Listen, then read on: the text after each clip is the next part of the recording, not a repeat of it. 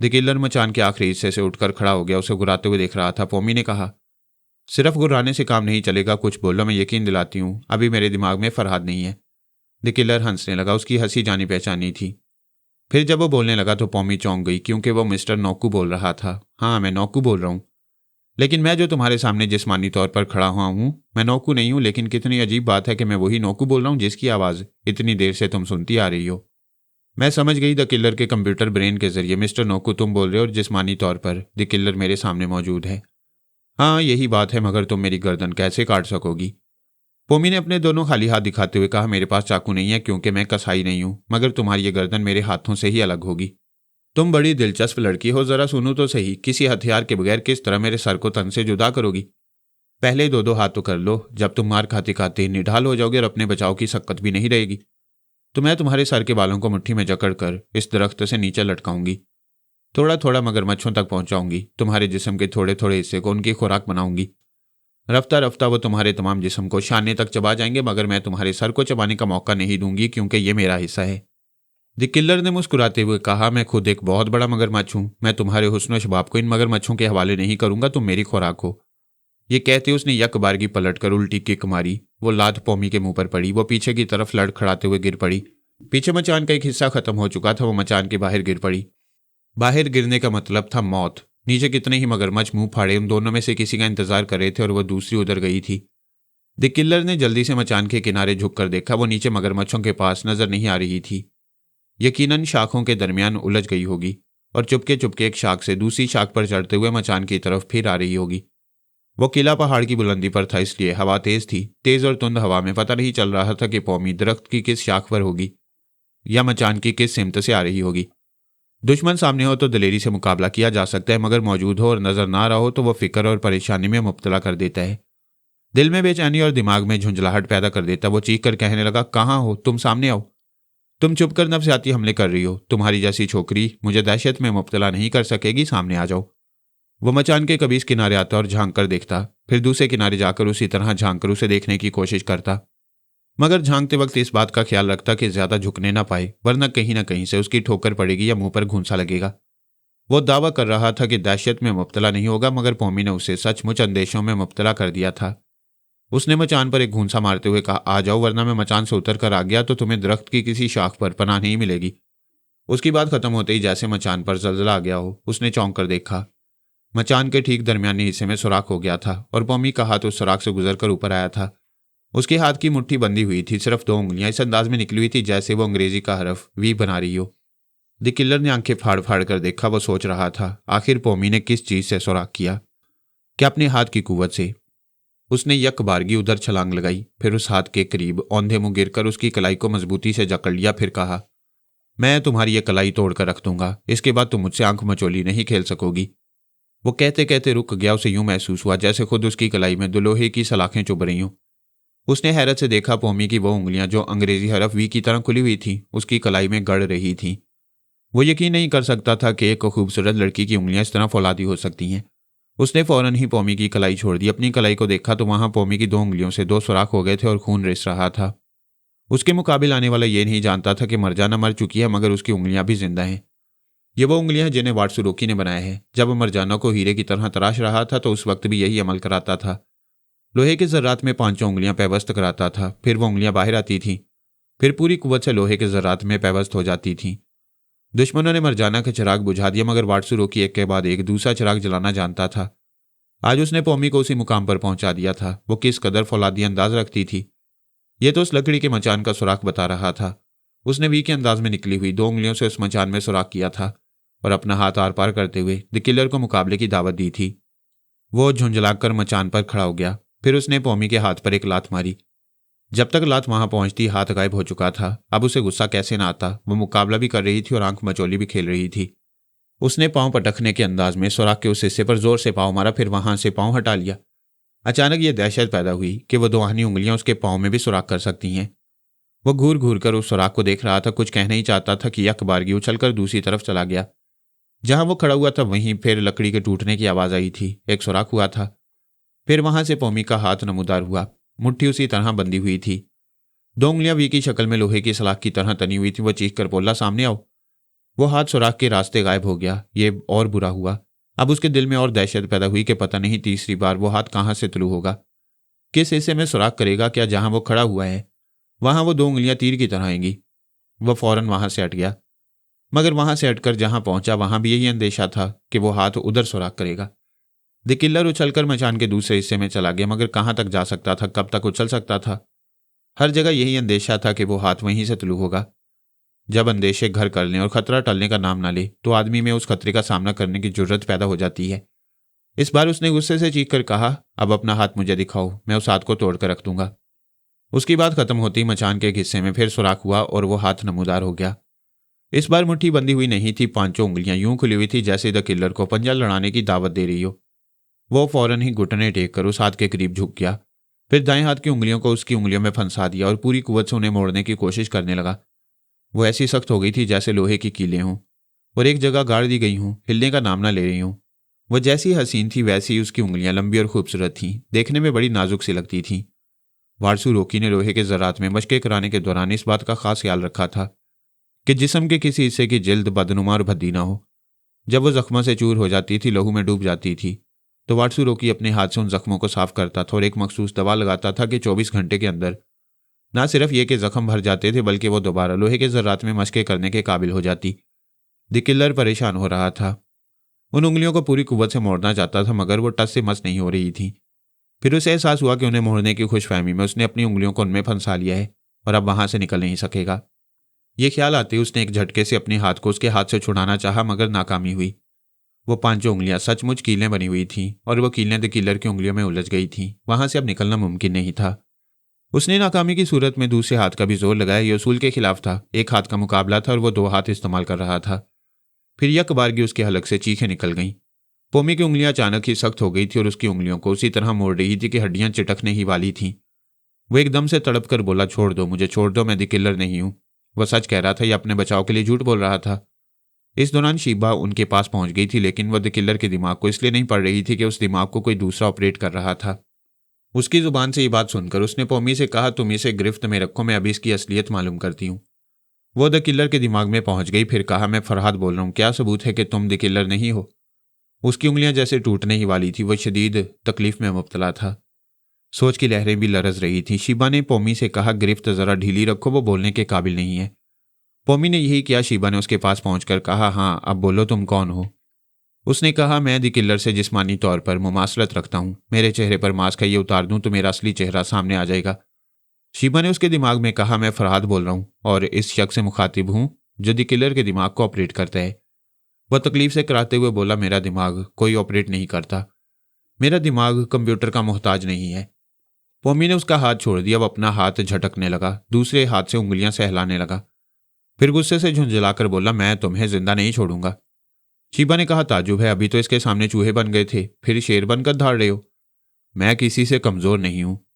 मैं the killer से भी टकरा सकता हूं, लेकिन यह तो कोई मुकाबले का तरीका नहीं हुआ। वह छुप कर रहती है और हमला करती है। बकवास मत करो, छुप कर रहने वाले नजर नहीं आते। जबकि वो अपनी कलाई तक खुद को जाहिर करती रही। सिर्फ एक हाथ कलाई तक तुम्हारे सामने आया और तुम उसका मुकाबला ना कर सके। अगर वो सालम तुम्हारे सामने आ जाए तो तुम क्या कर लोगे? मैं उसके टुकड़े टुकड़े कर दूंगा। जो फाइटर खुद को नाकाबिले शिकस्त समझते हैं वो हार जाते हैं, या दूसरे लफ्जों में रस्सी की तरह जल जाते हैं, मगर उनके बल नहीं जाते। वो सोच रहा था, हर लड़ने वाले की एक मखसूस तकनीक होती है। पोमी में शायद यही खास बात है कि वो पंजा लड़ाना खूब जानती है। अगर मुकाबले पर सामने आ जाए तो वो उसे मिनटों में मारकर गिरा देगा। ये सोचते सोचते वो अचानक ही डगमगा गया। मचान पर से उसके कदम उखड़ गई, क्योंकि मचान भी अपनी जगह से उखड़ गया था। वह गिरते गिरते दरख्त की शाख को पकड़कर लटक गया। फिर सर घुमाकर देखा तो मचान उलटकर दरख्त के दूसरे हिस्से में पहुंच गया था और अब पोमी साफ तौर से नजर आ रही थी। उसने उसी मचान को उल्टाया था। वो कह रही थी, तुम द किलर नहीं हो, मगर तुमने मेरा वक्त ज़ाया किया है। मैं तुम्हें ऐसी सजा दूंगी कि आइंदा कोई मेरे सामने डमी द किलर बनकर नहीं आएगा। वो डमी अचानक ही छलांग लगाकर उसके करीब एक शाख पर आया। फिर पोमी को एक लात रसीद की। वो जरा डगमगाई, ऊपरी शाख को पकड़कर झूल गई। फिर निचली शाख पर कदम जमा लिए। फिर कहा, मैं तुम्हारे सामने हूं, इतनी दूर क्यों हो, करीब आकर हमले करो। उसने घूरकर उसे देखा। फिर मोहतात अंदाज में उस शाख पर एक पांव रखा जिस पर पोमी खड़ी हुई थी। अपनी शाख पर उसका अपना एक पांव था। वह पूरी तरह पोमी के करीब जाने से पहले ही उस पर हमला करना चाहता था, मगर यह भूल गया कि दूसरा भी यही सोच सकता था कि पूरी तरह उसके करीब आने से पहले ही हमला कर दिया जाए। लिहाजा पौमी ने सिर्फ 2 उंगलियों से उसकी आंखों पर हमला किया। दूसरे ही लम्हे उसकी एक फलक शगाफ चीख सुनाई दी। पौमी की 2 उंगलियां 2 सलाखों की तरह उसकी आंखों में धंस कर निकल आई थीं। वो तकलीफ की शिद्दत से अपना तवाजन कायम न रख सका। उसके पांव दोनों शाखों पर से उखड़ गए। एक के बाद दूसरी चीख मारता हुआ नीचे जाने लगा। पत्तों से रगड़ खाता हुआ, शाखों से टकराता हुआ नीचे खुश्की के हिस्से में धप से गिर पड़ा। चंद लम्हों तक उसे आंखों की तकलीफ के सिवा कुछ याद नहीं रहा कि उस पर क्या गुजर रही है। वो किस तरह दरख्त की शाखों पर से उखड़कर गिरता हुआ नीचे पहुंच गया है। हर लम्हा तकलीफ में इजाफा हो रहा था। आंखों की तकलीफ, शाखों से टकराने की तकलीफ, फिर नीचे गिरने की तकलीफ ने तो रही सही कसर पूरी कर दी। वो अपनी जगह से उठने के काबिल नहीं रहा था। आदमी की जान निकल रही हो, वो मर रहा हो, तब भी जिंदगी के लिए भागने की सक्कत पैदा हो जाती है। जब उसने हलचल की आवाज सुनी, खुशकी पर ऐसी सरसराहट थी जैसे कई मगरमच्छ रेंगते आ रहे हों, तो यकबारगी उसके अंदर बिजली से पैदा हुई। वो उछल कर खड़ा हो गया। आंखों में शदीद तकलीफ थी, कुछ नजर नहीं आ रहा था। वह दोनों हाथों से टटोलता हुआ दरख्त की तह तक पहुंचा, फिर उसे लिपटकर ऊपर चढ़ने की कोशिश करने लगा। दरख्त का तना बहुत मोटा था। वो दोनों हाथ फैलाकर उसे लिपट सकता था, मगर चढ़ नहीं सकता था। वो बदहवासी में इधर उधर जाने लगा। ऊपर हाथ उठाकर किसी शाख को ढूंढने लगा। इत्तफाक से एक शाख नीचे की तरफ झुकी हुई थी। उसने उसे थाम लिया, फिर उसे लटक कर ऊपर जाना चाहता था। उसी वक्त उसकी एक टांग एक मगरमच्छ के मुंह में आ गई। वो पागलों की तरह चीखने लगा, छोड़ दो मुझे, छोड़ दो मुझे, जाने दो। वह भूल गया था कि मगरमच्छ इंसानों की जुबान नहीं समझते। बात सिर्फ मगरमच्छ की नहीं है। कोई जालिम शख्स भी किसी मजलूम की जुबान नहीं समझता। उसकी फरियाद ऐसे सुनता है जैसे भैंस बीन की आवाज़ सुनती है। उसके हाथों से दरख्त की शाख छूट गई थी। वो नीचे आया तो उसके साथ ही कई मगरमच्छ उसके पास पहुंच गए। वो चीख रहा था, दूर दूर तक उसकी चीखें गूंज रही थी। पौमी दरख्त की एक बुलंद शाख पर बैठी पत्ते तोड़ तोड़ कर अपनी दोनों उंगलियां यूं साफ कर रही थी जैसे कोई सिपाही दुश्मन को हलाक करने के बाद किसी कपड़े से चाकू के फल को आलूदगी से पाक करता है। उसने ये नहीं देखा कि नीचे जाने वाले का क्या हशर हो रहा है। सिर्फ आवाज़ों से ही पता चल रहा था उसकी चीखें दम तोड़ चुकी थी। अब सिर्फ ऐसी आवाज़ें आ रही थी जैसे मगरमच्छ एक दूसरे पर झपट रहे हों और लड़ते हुए अपनी अपनी खुराक छीन रहे हों। शीबा ने उसके पास आकर कहा, तुम्हारे लिए हैंगिंग चेयर आ रही है। उसने कहा, वो जरूर आएगी, बेचारा नौकू कहीं बैठा स्क्रीन पर मुझे देख रहा है और मेरे लिए तड़प रहा है। क्या तुम्हें फरहाद ने बताया कि मिस्टर नौकू स्क्रीन पर तुम्हें देख रहा है? बहुत देर से फरहाद से राब्ता कायम नहीं हुआ। ये तो मैंने नौकू की बातों से अंदाजा लगाया है। जब मैं सांपों के गार से गुजर रही थी तो वह मुझे यूं दाद दे रहा था जैसे अपनी आंखों के सामने तार पर चलता हुआ देख रहा हो। यकीनन किले के अंदरूनी और बैरूनी हिस्सों में ऐसे कैमरे छुपा कर रखे गए हैं जिनके जरिए हम टीवी स्क्रीन पर उसे नजर आते हैं। वो लिफ्ट चेयर दरख्त से चंद गज की बुलंदी पर आ गई। उस कुर्सी के पायदान से एक रस्सी की सीढ़ी लटक रही थी। पौमी उस सीढ़ी के जरिए कुर्सी पर पहुंचकर बैठ गई। फिर वो कुर्सी तार पर फिसलती हुई आगे जाने लगी। पौमी ने सर झुकाकर देखा, सारे मगरमच्छ एक जगह जमा हो गए थे और जिस दस्तरख्वान पर जमा हुए थे वहां अब सिर्फ हड्डियां नजर आ रही थीं। रफ्ता रफ्ता वह मगरमच्छों की झील और जजीरा नजरों से ओझल हो गया। वह हैंगिंग चेयर किले की एक ऊंची दीवार के ऊपर से गुजरती हुई उस किले के दूसरे हिस्से में दाखिल हुई और हैंगिंग चेयर के स्टेशन पर रुक गई। पौमी वहां से चंद मुसल्ला जवानों के घेरे में चलती हुई बड़े से आहनी गेट के पास पहुंची। वो गेट उसके लिए खोल दिया गया। उसके आसपास 7 मुसल्ला जवान चल रहे थे। वह सब मुस्ताद और मोहताद थे। उन्हें पौमी के मुतल्लिक अच्छी तरह समझा दिया गया था कि जरा भी चूक होगी तो वो देखते ही देखते सातों को जमीन बोस कर देगी। हालांकि वो इतनी अहमक नहीं थी। किले के मुख्तलिफ हिस्सों से गुजरते हुए अपनी आंखों से देख रही थी कि मिस्टर नोकू ने हर सिमत कितने सख्त पहरे लगाए हैं। उसके आसपास चलने वाले मुसल्ला गार्ड्स एक दरवाजे के सामने रुक गए। वो दरवाज़ा खोला गया। पौमी ने देखा खुले हुए दरवाजे से दूर तक एक बड़ा सा हॉल नजर आ रहा था। उस हॉल में बड़े बड़े मोटे मोटे सतून थे। फर्श इस कदर चिकना था कि उस पर छत का और सतूनों का अक्स नजर आ रहा था। उस फर्श पर तकरीबन 1 दर्जन अफराद पाँव में पहिए वाले जूते पहने इधर से उधर फिसल रहे थे और उनके हाथों में नंगी तलवारें थीं। यह वही वक्त था जब मैं एक अंडरग्राउंड ट्रेन में बैठा चाइना टाउन की तरफ जा रहा था। सोनिया मुझसे बिछड़ गई थी। मैंने शीबा से पौमी के हालात पूछे थे, फिर खुद ही ख्याल ख्वानी की परवाज करता हुआ उसके पास पहुंच गया था। मैंने कहा, पौमी मैं आ गया हूं, अब तुम तनहा नहीं हो। मैं और शीबा तुम्हारे साथ है, मगर हॉल के अंदर ना जाना, ना ही इनसे मुकाबला करना। तुम किसी तरह थोड़ा सा वक्त ज़ाया करो, मैं अभी आता हूं। मैंने मिस्टर नोकू के दिमाग पर दस्तक दी। उसने कहा, आहा मिस्टर फरहाद, चले आओ, दिमाग का दरवाज़ा खुला है। मैं बड़ी देर से सोच रहा हूं, पौमी इतनी आजमाइशों से गुजर रही है और तुम उसके दिमाग से गैर हाजिर हो। मैंने कहा, अपनी बातें फिर कह लेना, पहले मेरी एक बात सुन लो। तुमने पोमी को बड़ी बड़ी आजमाइशों से गुजारा है, तुम अच्छी तरह समझ गए हो। वो थकने और हारने वाली नहीं है, लेकिन ये कैसी शैतानियत है कि ख्वामखा एक तन्हा लड़की को इतने मुकाबला करने वालों से उलझाते चले जा रहे हो। आखिर तुम चाहते क्या हो? पहले तो मैं पोमी को हर हाल में मुर्दा देखना चाहता था। इसने सरेआम द किलर का सर काट कर ले जाने के बारे में ऐसा दावा किया था कि तमाम खतरनाक तंजीमों के सरबराह भी इस खोपड़ी की अहमियत को समझ गई। हम नहीं जानते थे कि यह लड़की कामयाब होगी या नाकाम होगी। नाकामी की सूरत में भी अगर यह मर जाती तो उसके बाद खतरा टलने वाला नहीं था। द किलर चारों तरफ से अंदेशों में घिरा हुआ था। किसी भी खतरनाक तंजीम का कोई आलाकार उसका सर काट कर ले जा सकता था। इसलिए यह लड़की हमें कांटे की तरह चुभ रही थी। इसके बावजूद तुमने इसे अपने किले में बुलाया, हर तरह से आजमाया। जब तुम इसे मार डालना चाहते हो तो तुम्हारे आदमी कहीं से भी छुपकर एक गोली चलाते और यह खत्म हो जाती। फिर तुमने ऐसा क्यों नहीं किया? मैं इससे मुतासिर होता जा रहा हूं। सच बात तो यह है कि मैं दिलो जान से इसे चाहने लगा हूं। मैं इश्क मोहब्बत का कायल नहीं हूं, मगर इसका कायल हो चुका हूं। पोमी का इश्क मुबारक हो, लेकिन यह कैसा इश्क है कि तुम इसे नंगी तलवारों के साए से गुजारना चाहते हो? अगर ये मर गई तो क्या अपनी महबूबा का मातम करोगे? मैं अच्छी तरह समझ गया हूं, यह नहीं मरेगी। हॉल में जितने तलवारबाज नजर आ रहे हैं उनकी शामत आ गई है। मैं खूब अच्छी तरह समझ रहा हूं, और मैं इन हरामखोरों को दिखाना चाहता हूं ये बरसों से मेरा खा रहे हैं, मुझसे भारी मुआवजे हासिल करते हैं, इस किले में रहकर तरह तरह की तरबियत हासिल करते हैं और नाकाबिले शिकस्त कहलाती हैं। वो जो द किलर बनकर मगरमच्छों के जजीरे में पोमी से मुकाबला करने गया था, चूहे की तरह मर गया। मैं चाहता हूं पोमी भी पहिए वाले जूते पहने, हाथ में नंगी तलवार ले और इन हरामखोरों को कत्ल करते हुए मेरे पास पहुंच जाए, ताकि मेरे दूसरे तरबियत याफ्ता आदमी अपने कान पकड़कर यह इतराफ़ करें कि अभी वह मुस्तहकम और नाकाबिले शिकस्त नहीं बन पाए हैं। मैं इसलिए भी पोमी को आजमाइशों से गुजार रहा हूं कि तमाम किले के लोगों पर इसकी दहशत तारी हो जाए। जब मैं इसे शादी करूंगा और यह इस किले की मलका बनेगी तो बड़े रोब और दबदबे से यहां हुकूमत करेगी।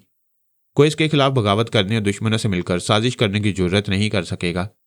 मैंने हंसते हुए कहा, आज पता चला मजबूत किलों में रहने वाले भी हवाई किले बनाते हैं। क्या मतलब? क्या तुम एक हाथ से ताली बजा सकते हो? अगर ऐसा नहीं कर सकते तो मोहब्बत भी कभी यकतरफा नहीं होती। पहले पोमी का दिल जीतने की कोशिश करो, और जिस तरह तुम इसे आजमाइशों से गुजार रहे हो, ये दिल जीतने के ढंग नहीं है। वह जवाबन हंसते हुए बोला, इश्क करने वाले दिल जीतना चाहते होंगे, हुकूमत करने वाले जिसे चाहें जीत लेते होंगे। मैं यहाँ का हाकिम हूँ।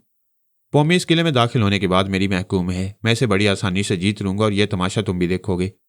जरूर देखूंगा, लेकिन फिलहाल पोमी को इन तलवारों के साए से गुजरने नहीं दूंगा। मिस्टर फरहाद, तुम पोमी की नहीं अपनी खैरियत मनाओ। अभी कहाँ छुपते फिर रहे हो? क्या समझते हो न्यूयॉर्क से बाहर निकल सकोगे? समझता हूं, इसीलिए तो आंख मचोली खेल रहा हूं। वैसे तुमने चैलेंज करने में देर कर दी, मुझसे पहले ही सोनिया निकल चुकी है। देखो फरहाद, मुझे दोस्त मान लो, मैं तुम्हारी भलाई के लिए कहता हूं। इस वक्त सिर्फ मेरे आदमी नहीं, बहुत सी खतरनाक तंजीमों के लोग तुम्हें न्यूयॉर्क में तलाश करते फिर रहे हैं। सिर्फ मैं जानता हूं कि तुम न्यूयॉर्क के इलाके मैनहट्टन में हो। मैंने उस इलाके की नाकाबंदी करा दी है। इस बार तुम हमारे हाथ से नहीं निकल सकोगे। जब तुम्हें इतना यकीन है तो ख्वामखा मुझे दोस्त क्यों बना रहे हो? कैदी बनाकर मुझे अपने पास बुला लो। फिलहाल मैं तुम्हें समझा रहा हूं। तुम पोमी को जिस मकसद के लिए बुला रहे हो उसे सीधे रास्ते से बुलाओ। आजमाइशों में मुब्तला ना करो। रह गई पोमी की मर्जी की बात, तो वो जिस मकसद के लिए आई है तो उसे पूरा करके ही जाएगी। क्या तुम मुझे चैलेंज कर रहे हो? मैंने तुम्हें समझा दिया, पोमी तलवारों के साए से नहीं गुजरेगी। अगर तुम बस जिद हो तो आजमा कर देख लो। मैं उसके दिमाग से निकल आया। जब पोमी के पास पहुंचा तो वहां पोमी और शीबा के दरमियान सलाह मशवरे हो रहे थे। उनके मुताबिक पोमी ने पास खड़े एक मुसल्लह शख्स के मुंह पर उल्टा हाथ रसीद किया था। वो झुंझलाकर बोला, यू नॉनसेंस, क्या तुम्हारा दिमाग चल गया है? पोमी ने दूसरे मुसल्लह शख्स को घूंसा दिखाते हुए कहा, मैं जानती हूं तुम्हारे बॉस ने मुझे गोली मारने का हुक्म नहीं दिया है, अलबत्ता मुकाबले की इजाजत दी है। मैं इन तलवारबाजों से पहले तुम लोगों से निमट लेना चाहती हूँ। उस दूसरे मुसल्लह शख्स ने जरा पीछे हटकर कहा, अभी हमें मुकाबले की इजाजत नहीं मिली है, इसलिए हमसे उलझने की कोशिश ना करो। इस तरह पोमी ने दूसरे मुसल्लह अफराद को बोलने पर मजबूर किया। मैं और शीबा दोनों के दिमागों में पहुंच गई। शीबा ने एक के दिमाग पर कब्जा जमाया, फिर वो शीबा की मर्जी के मुताबिक अपने साथियों से बोला, तुम लोग इस लड़की का ख्याल रखो, मैं अभी बाथरूम से आता हूँ। दूसरे के दिमाग पर मैंने कब्जा जमा लिया। उसने मेरी मर्जी के मुताबिक कहा, ठीक है तुम जाओ, मैं तुम्हारी जगह किसी दूसरे को ले आता हूँ। वह दोनों वहां से मुख्तलिफ सिमतें चल पड़े। थोड़े थोड़े फासले पर मुसल्लह अफराद मुस्ताद नजर आ रहे थे। मेरे मामूल ने एक मुसल्लह शख्स के पास पहुंचकर कहा, मैं तुम्हारा नाम भूल रहा हूं, भला सा नाम है? उसने अपना नाम बताया। मैंने अपने मामूल के जरिए कहा, नहीं, तुमसे काम नहीं चलेगा, मैं किसी दूसरे गार्ड को अपनी टीम में लूंगा। यह कहकर मेरा मामूल आगे बढ़ गया। दूसरे मुसल्लह शख्स से भी बात की, फिर उसे कहा, आओ और मेरी टीम में शामिल हो जाओ। इस तरह मैंने दो और लोगों के लबो लहजे को याद कर लिया। उधर शीबा भी इसी तरह कमल कर रही थी। बाथरूम जाने के बहाने उससे शख्स को साथ लेकर मुख्तलिफ लोगों से सामना कर रही थी। और किसी न किसी बहाने उनसे बातें कर रही थी। सिर्फ 2 मिनट के अंदर मैंने और शिबा ने 7 अफराद को अपना मामूल बना लिया। उनमें से 2 अफराद उस हॉल के दरवाजे पर आए जहां 1 दर्जन अफराद नंगी तलवारें लिए पहियों वाले जूते पर इधर से उधर चल रहे थे और पौमी की आमद का इंतजार कर रहे थे। दरवाजे के पास वाली दीवार पर दूर तक हैंगर नजर आ रहे थे। उन हैंगरों में तलवारें लटकी हुई थीं। उनके नीचे फर्श पर स्केटिंग के लिए पहिए वाले जूते रखे हुए थे। उन 2 अफराद ने जूते पहनने शुरू किए। पौमी को घेर कर ले जाने वालों में से एक ने पूछा, ये तुम क्या कर रहे हो? उनमें से एक ने कहा, अभी बॉस ने हुक्म दिया है, हमें ये जूते पहनकर नंगी तलवारें लेकर पौमी को जबरदस्ती इस हॉल के अंदर ले जाना होगा। पौमी ने भी जूते पहन लिए, फिर एक तलवार हाथ में लेकर बोली, मैं तुम दोनों के साथ जरूर चलूंगी। जब मैं नोकू के दिमाग में गया था उस वक्त मैंने उसके जरिए सामने स्क्रीन पर देखा था। वहां तलवार हाथ में लिए स्केटिंग करने वाले 1 दर्जन अफराद नजर आ रहे थे, मगर गेट के बाहर का वो हिस्सा नजर नहीं आ रहा था जहां पौमी कैदी बनी खड़ी थी। इसका मतलब यह था कि हम वहां जो कुछ भी करते उसकी खबर मिस्टर नोकू तक न पहुंचती, और यही हुआ। हमारे 2 मामूलों ने स्केटिंग के जूते पहनकर नंगी तलवारें हाथ में ले ली थी और पौमी के साथ आगे बढ़े थे। उस वक्त तक मिस्टर नोकू बेखबर था। जैसे ही वो हॉल में दाखिल हुए उसने स्क्रीन पर चौंक कर अपने 2 आदमियों को देखा, फिर गुस्से से पूछा, ये क्या हरकत है? तुम दोनों पौमी के साथ क्यों हॉल में आए हो? मैंने चंद सातों के लिए अपने मामूल के दिमाग को आज़ाद छोड़ा और नोकू के पास पहुंचकर कहा, मैंने पहले ही कहा था पौमी को तलवारों के साए से ना गुजारो।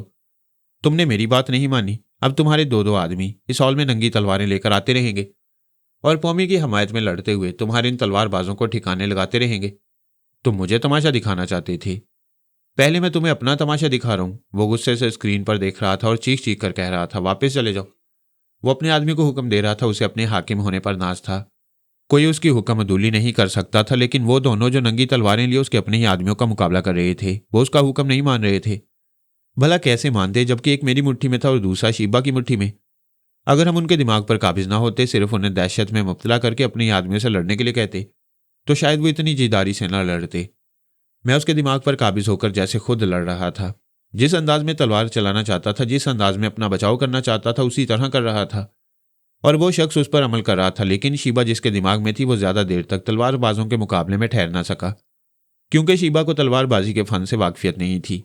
अभी तो बाबा साहब के दायरे में वो तिफले मकतब थी। बहरहाल वो शख्स मारा गया। मिस्टर नोकू की आवाज़ सुनाई दी, अच्छा हुआ कुत्ते की मौत मर गया। मेरा हुक्म नहीं मान रहा था, दूसरा भी इसी तरह मरेगा।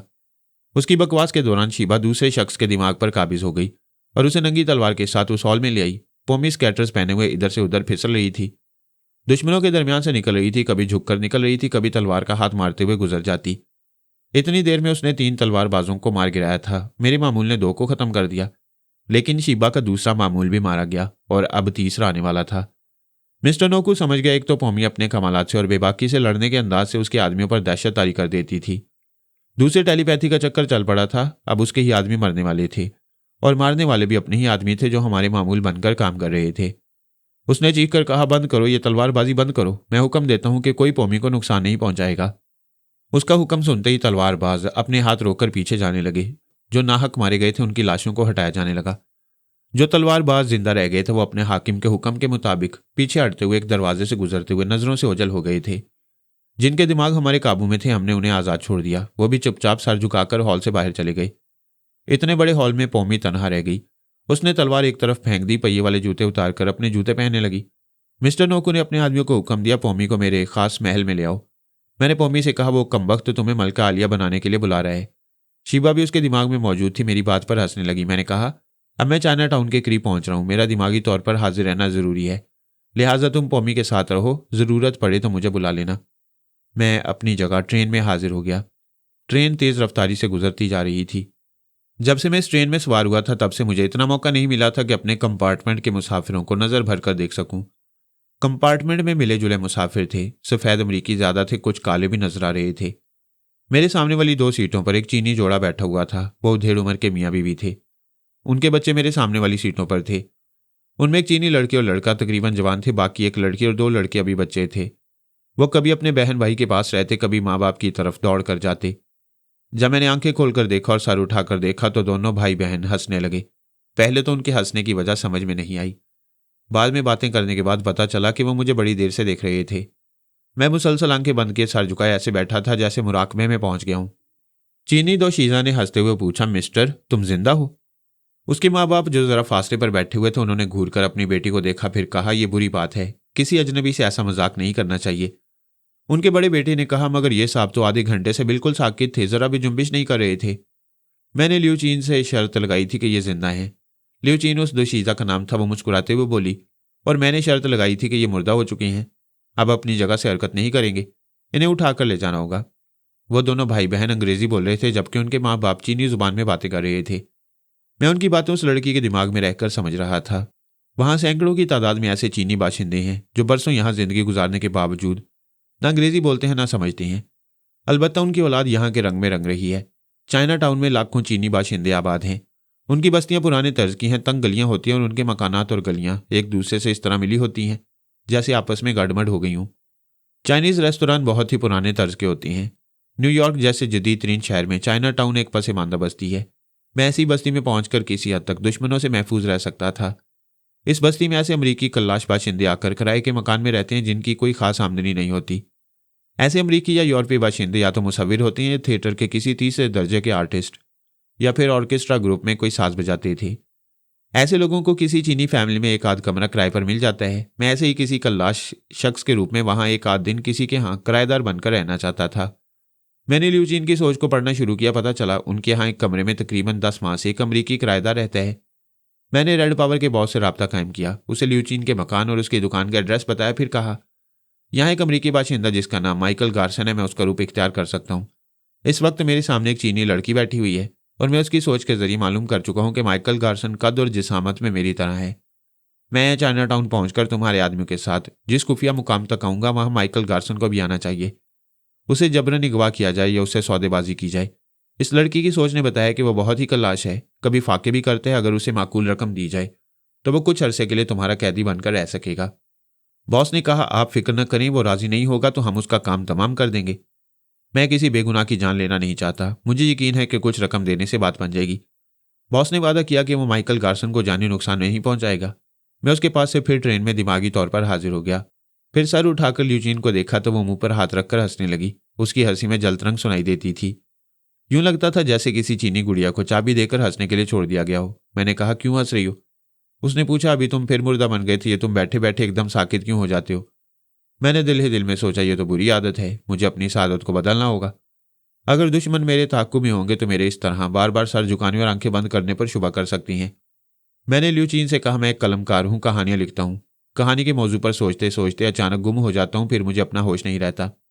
वो हंसते हुए बोली, वो हमारा किराएदार माइकल भी ऐसा ही है, स्टोरी राइटर है, बैठे ही बैठे ऐसे चुप हो जाता है जैसे मर गया हो। मैं पूछती हूँ, तुम लोगों को कहानियां लिखने में मिलता क्या है? भूखे मरते हो। वो जो माइकल है ना, वो हमारा किराया भी ठीक तरह अदा नहीं कर सकता। मेरे फादर कई बार उसे मकान से निकालना चाहते थे, मगर मैंने समझा बुझाकर उसे रहने दिया है। बेचारा गरीब है, कहाँ जाएगा?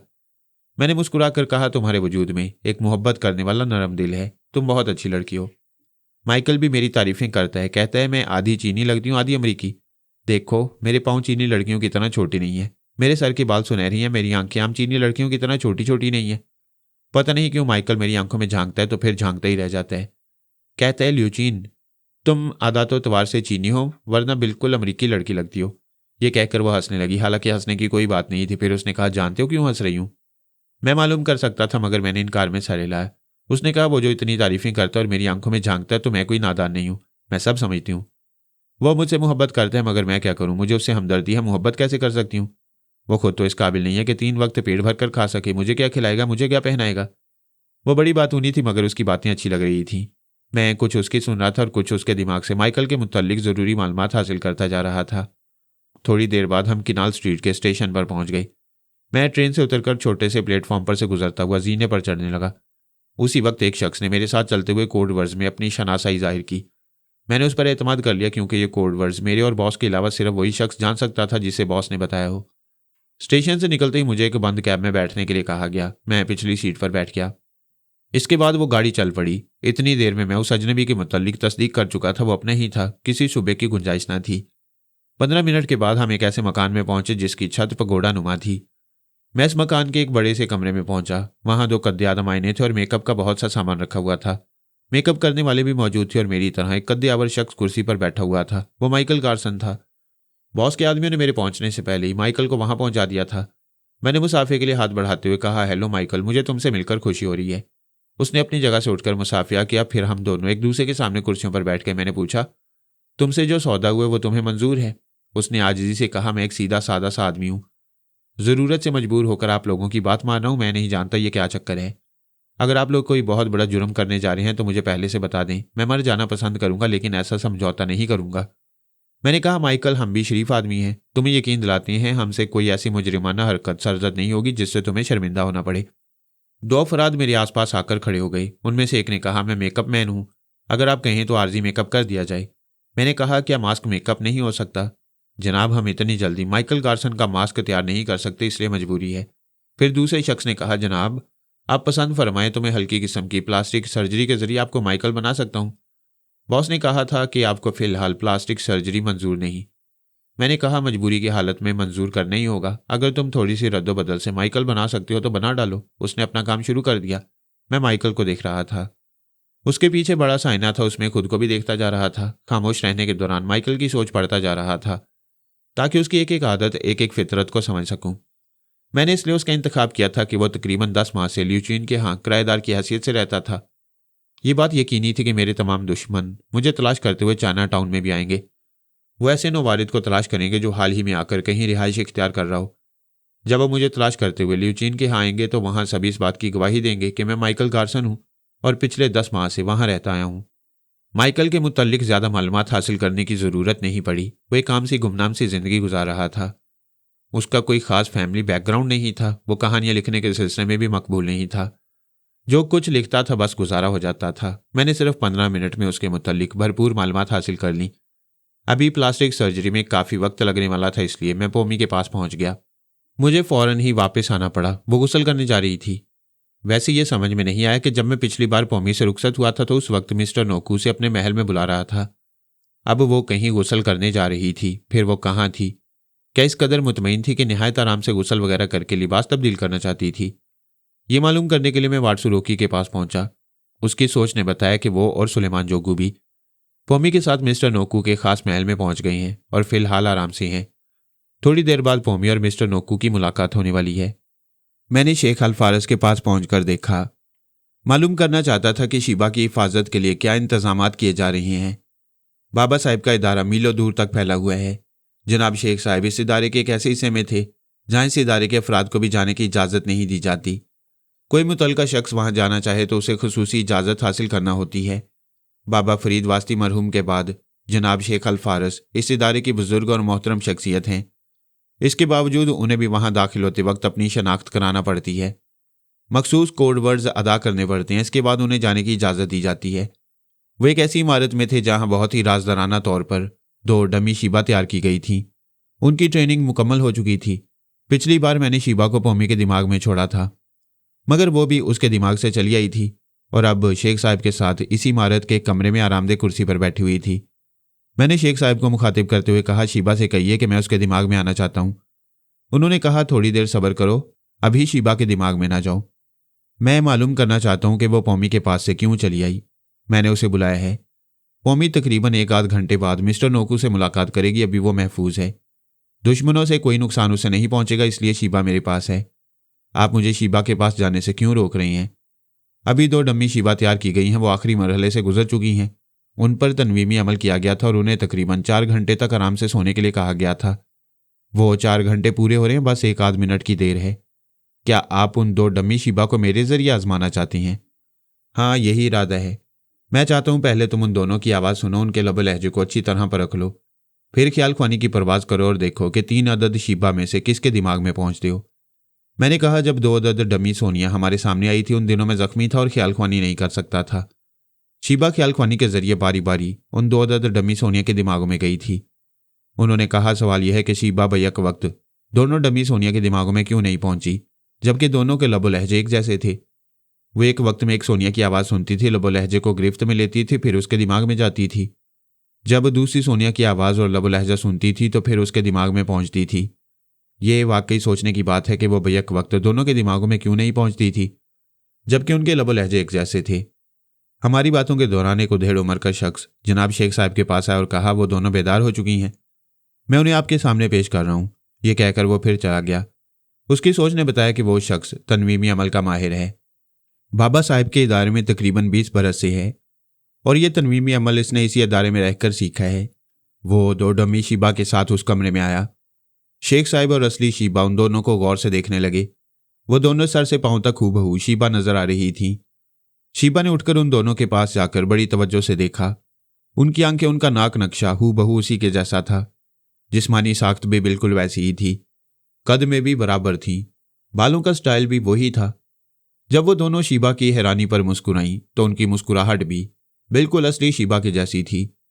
जनाब शेख अल-फारस ने कहा, शीबा तुम इन दोनों के साथ खड़ी हो जाओ। उसने शेख साहब की हदायत पर अमल किया और उनके साथ खड़ी हो गई। फिर शेख साहब ने कहा, फरहाद अब तुम शीबा के दिमाग में पहुंच कर देखो। मैंने ख्याल ख्वानी की परवाज की और शीबा के दिमाग में पहुंचकर कहा, शीबा मैं शेख साहब की इजाजत से तुम्हारे पास आया हूं। असल शीबा ने कहा, मुझे कोई एतराज नहीं, तुम मेरे दिमाग में हो। क्या तुम खुद को इन 2 डमी शीबा के दिमाग में महसूस कर रहे हो? मैंने इनकार किया। फिर शेख साहब के पास आकर अपना तजुर्बा बयान किया। उन्होंने एक डमी शीबा से कहा, अब तुम अपनी आवाज़ और लबो लहजा सुनाओ। उसने मुझे मुखातिब किया, हेलो फरहाद, मैं शीबा बोल रही हूँ। क्या तुम मेरी आवाज़ सुनकर मेरे पास आ सकते हो? उसकी आवाज़ और लबो लहजा बिल्कुल असली शीबा की तरह था। मैंने उसे सुनते ही ख्याल ख्वानी की परवाज़ की और दूसरी डमी शीबा के दिमाग में पहुंच गया। वो सोच रही थी, क्या मेरी आवाज़ सुनकर फरहाद मेरे दिमाग तक आ सकता है? मैंने कहा, मैं तुम्हारे दिमाग में हूं। उसने पूछा, क्या तुम तीनों शीबा के दिमाग में हो? नहीं, मैं सिर्फ तुम्हारे दिमाग में हूं।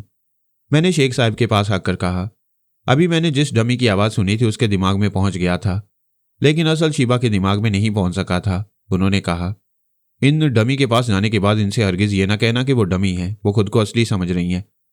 फिर उन्होंने दूसरी डमी शीबा से कहा, तुम अपनी आवाज़ और लबो लहजा सुनाओ। उस दूसरी ने भी मुझे मुखातिब किया। मैं उसके दिमाग में पहुंच गया। ये तजुर्बा भी शेख साहब से बयान किया कि मैं तीसरी के दिमाग में था और बाकी 2 के दिमाग से खारिज रहा। उन्होंने कहा, इस तजुर्बे से ये बात समझ में आती है कि इन तीनों में वो नाकाबिले फहम बुनियादी फ़र्क है जो बज़ाहिर इंसान की समझ में नहीं आता। अलबत्ता जो साउंड इंजीनियर्स होते हैं शायद वो समझ पाते होंगे। शीबा और तुम ख्याल ख्वानी करते हो, तुम दोनों भी इस फ़र्क को समझ नहीं सकते। अलबत्ता तुम्हारा दिमाग गैर शऊरी तौर पर सब कुछ समझता है और इस फहम और दराक की बुनियाद पर परवाज करता हुआ उसके दिमाग में पहुंचता है, जिसकी वो ताज़ा तरीन आवाज़ और ताज़ा तरीन लबो लहजा सुनता है। मैंने कहा, हाँ। मैंने बारी बारी एक एक शीबा की आवाज़ सुनी और जिसकी आवाज़ सुनी उसी के दिमाग में पहुंचा। हालांकि तीनों आवाज़ें एक जैसी थीं, मगर पहुंचने में फ़र्क और फासला पैदा हो गया। शेख साहब ने कहा, अब तुमने तीनों की आवाज़ें सुनी हैं और ये तीनों आवाज़ें सुने हुए चंद मिनट गुजर गए। अब किसी की भी आवाज़ सुने बगैर तुम ख्याल ख्वानी की परवाज़ करो और देखो कि किसके पास पहुंचते हो। मैंने ख्याल ख्वानी की और असल शीबा के दिमाग में पहुंच गया, क्योंकि मैं एक अरसे से उसकी आवाज़ और उसके लबो लहजे का आदी हो चुका था। उसमें और दोनों डमी में क्या फ़र्क है ये मैं नहीं जानता था, मगर मेरा दिमाग समझता था, इसलिए मुझे शऊरी तौर पर समझाए बगैर उसी के पास पहुंचा देता था। मैंने शेख साहब से कहा, मैं परवाज़ करता हूं तो असली शीबा के पास पहुंचता हूं। उन्होंने कहा, मेरा ख्याल दुरुस्त निकला। तुम जब भी ख्याल ख्वानी की परवाज़ करोगे तो असल शीबा के पास ही पहुंचोगे। दूसरी 2 डमी शीबा के पास पहुंचने के लिए उनकी आवाज़ों का टेप तुम्हें सुनाना होगा, क्योंकि इन आवाज़ों में जो फ़र्क है उन्हें तुम हमेशा याद नहीं रख सकोगे। टेप के जरिए जब भी सुनोगे उन दोनों के पास पहुंच जाया करोगे। इंसान के जिस्म में सर से पांव तक जो भी कुदरती निज़ाम है उसमें दिमागी निज़ाम बहुत ही पेचीदा है। इसे डॉक्टर और साइंसदान समझ जाते हैं, उलझनों को सुलझाते जाते हैं, मगर हर नया तजुर्बा साबित करता है कि फिर कोई नई उलझन पैदा होती है और इंसान अज़ल से इन उलझनों को सुलझाता आया है। दिमाग बहुत गहरा है, समुंदर से भी ज़्यादा गहरा, हमारे ख्यालात और हमारी पहुंच से भी ज़्यादा गहरा। हम सब इसे समझते समझते दुनिया से उठते जाते हैं। शेख साहब ने उन तीनों शीबा से सवाल किया, तुम में से असली कौन है? असली ने कहा, मैं हूं। एक डमी ने कहा, नहीं मैं असली हूं। दूसरी ने उसकी तरदीद की, नहीं मैं असल हूं। शेख साहब ने कहा, तुम तीनों यहां से जा सकती हो, मैं तन्हाई में बताऊंगा कि तुम तीनों में से असली कौन है। वह तीनों 3 दरवाजों से रुखसत हो गई। जब दरवाजे बंद हो गए तो असली शीबा दरवाजा खोलकर हमारे पास आ गई। शेख साहब का मंसूबा यह था कि उन दोनों डमी को हरगिज ये इल्म ना हो कि वो असली नहीं है। तनवीमी अमल के जरिए उन दोनों डमी शीबा के दिमाग में ये बात नक्श कर दी गई थी कि वो असली हैं। मैंने कहा, जनाब शेख साहब, आप ये चाहते हैं कि इनमें से कोई डमी शीबा दुश्मनों के हाथ लग जाए तो वो उसे असली समझते रहें। असफंद यार जैसे तनवीमी अमल जानने वाले भी उन पर अमल करें तो असलियत ना मालूम कर सकें, क्योंकि आपने पहले ही तनवीमी अमल के जरिए उनके दिमाग में ये बात नक्श करा दी है कि ये पैदाइशी तौर पर असली हैं। उन्होंने सर हिलाकर कहा, हाँ, मैंने यही सोचकर यह सब कुछ किया है। लेकिन आपने तीनों शीबा को एक जगह जमा क्यों किया? उन्हें एक दूसरे का सामना नहीं करना चाहिए था। फर्ज कीजिए असफंदियार कभी किसी डमी शीबा पर तनवीमी अमल करे तो वो असलियत नहीं मालूम कर सकेंगे, लेकिन ये बात मालूम कर लेंगे कि इस शीबा के सामने कोई दूसरी शीबा भी आई थी, बल्कि 2 डमी शीबा आई थी। ये बात शुबे में मुब्तला कर सकती है। तुम ठीक कहते हो। मैं तुम्हारे जरिए आजमाना चाहता था कि जब 2-3 आवाजें एक जैसी हों, लबो लहजा भी एक जैसा हो, तो ख्याल खुमानी की परवाज करते हुए तुम कहाँ पहुंचोगे। बहरहाल मेरा ये तजुर्बा कामयाब रहा। मैंने, तुमने और शीबा ने अच्छी तरह समझ लिया है कि आवाज और लबो लहजा एक जैसा होने के बावजूद नाकाबिले फहम होता है और हम शऊरी तौर पर उनके फर्क को समझ नहीं पाते। इन 2 डमी शीबा के दिमाग से ये बात मिटाना होगी कि उन्होंने अपनी 2 हमशक्ल को देखा है। हाँ, ये दोनों डमी एक बार और तनवीमी अमल के मरहले से गुजरेंगी। इसके बाद ये भूल जाएंगी कि उन्होंने किसी डमी शीबा को देखा था। उन्होंने अपनी जगह से उठते हुए कहा, फरहाद, तुम न्यूयॉर्क में फंसे हुए हो और शीबा, तुम्हें बार बार पोमी के पास जाना पड़ता है।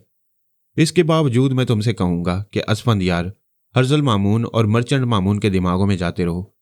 उनके जरिए दूसरे अफराद के दिमाग को भी टटोलने की कोशिश करते रहो।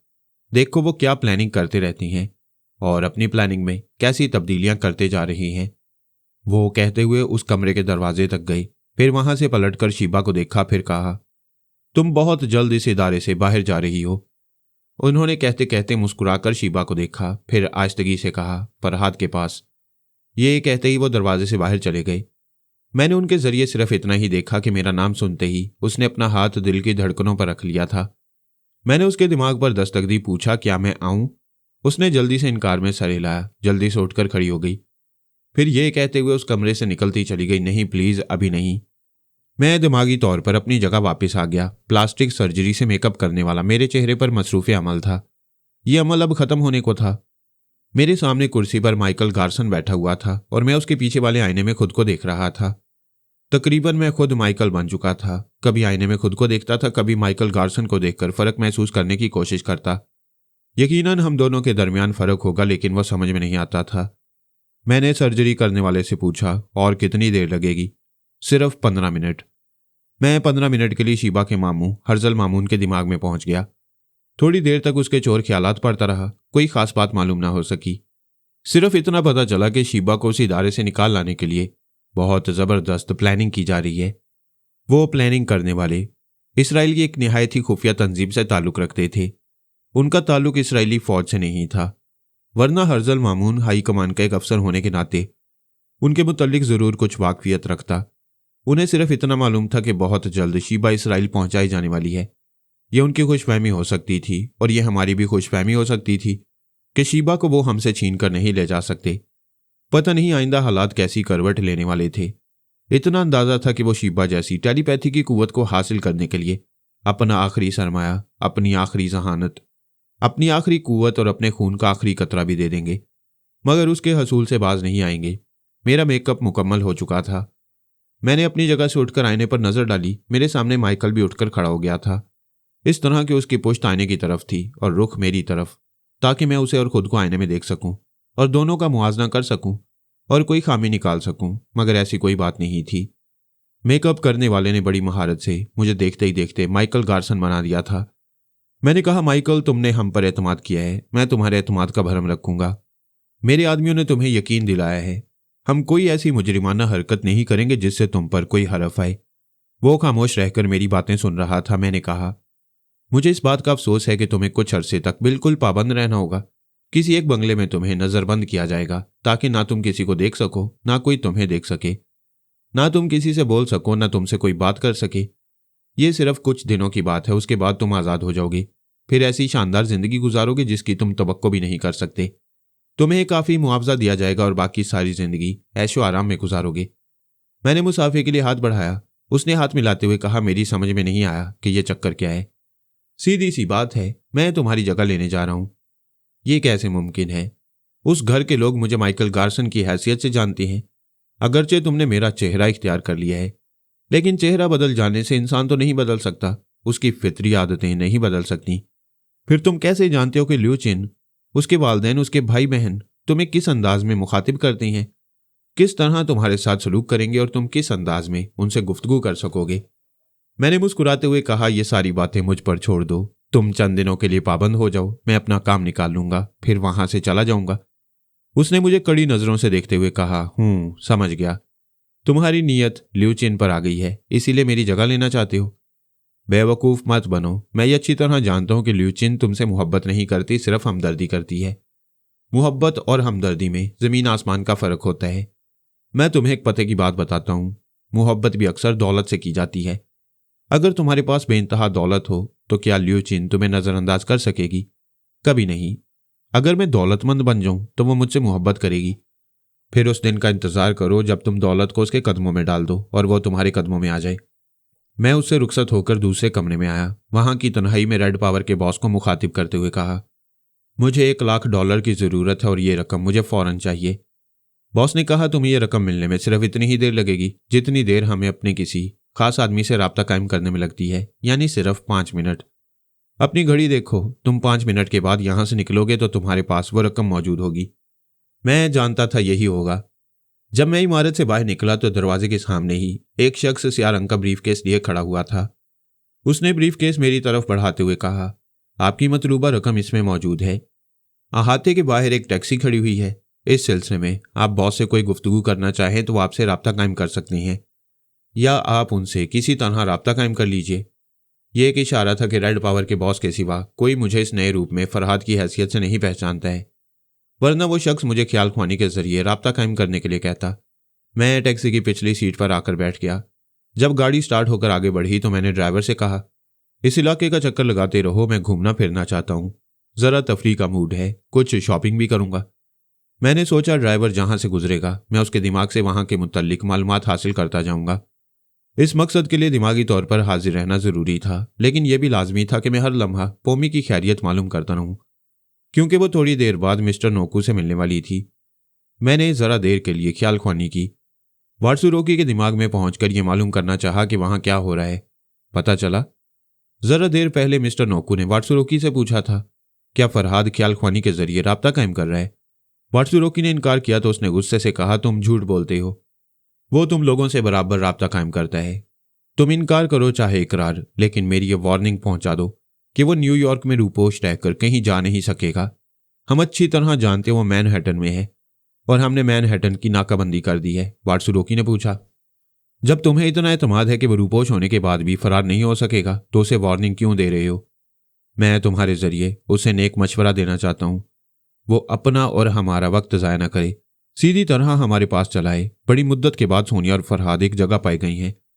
वो ज्यादा से ज्यादा मैनहट्टन के मुख्तलिफ इलाकों में छुपते फिरेंगे, लेकिन वो जैसा भी मेकअप कर लें हम उन्हें बहरहाल दरियाफ्त कर लेंगे। इसके लिए चाहे दौलत पानी की तरह बहा देना पड़े, चाहे हमारे हजारों आदमी मारे जाएं, चाहे हमें बड़े से बड़ा नुकसान उठाना पड़े, इस बार हम उन्हें निकलने ही नहीं देंगे। मैं दिमागी तौर पर टैक्सी की पिछली सीट पर हाजिर हो गया। अब मैं ख्याल ख्वानी नहीं करना चाहता था, जो होने वाला था वो मुझे मालूम था। अभी हमें कितने ही दुश्मनों के दरमियान से गुजरना था और ये देखना था कि वो हमें देखकर पहचानते हैं या नहीं।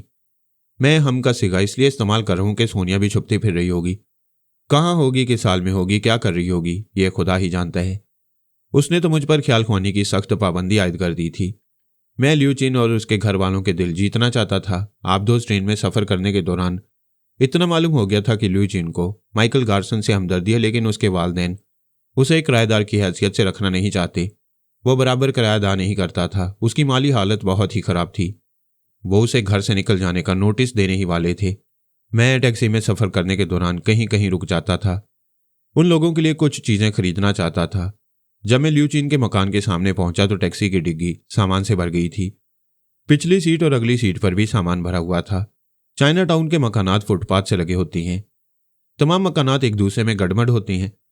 नीचे दुकानें होती हैं, ऊपर रिहाइश के लिए कमरे होती हैं और ये कमरे किराएदारों को भी दिए जाती हैं।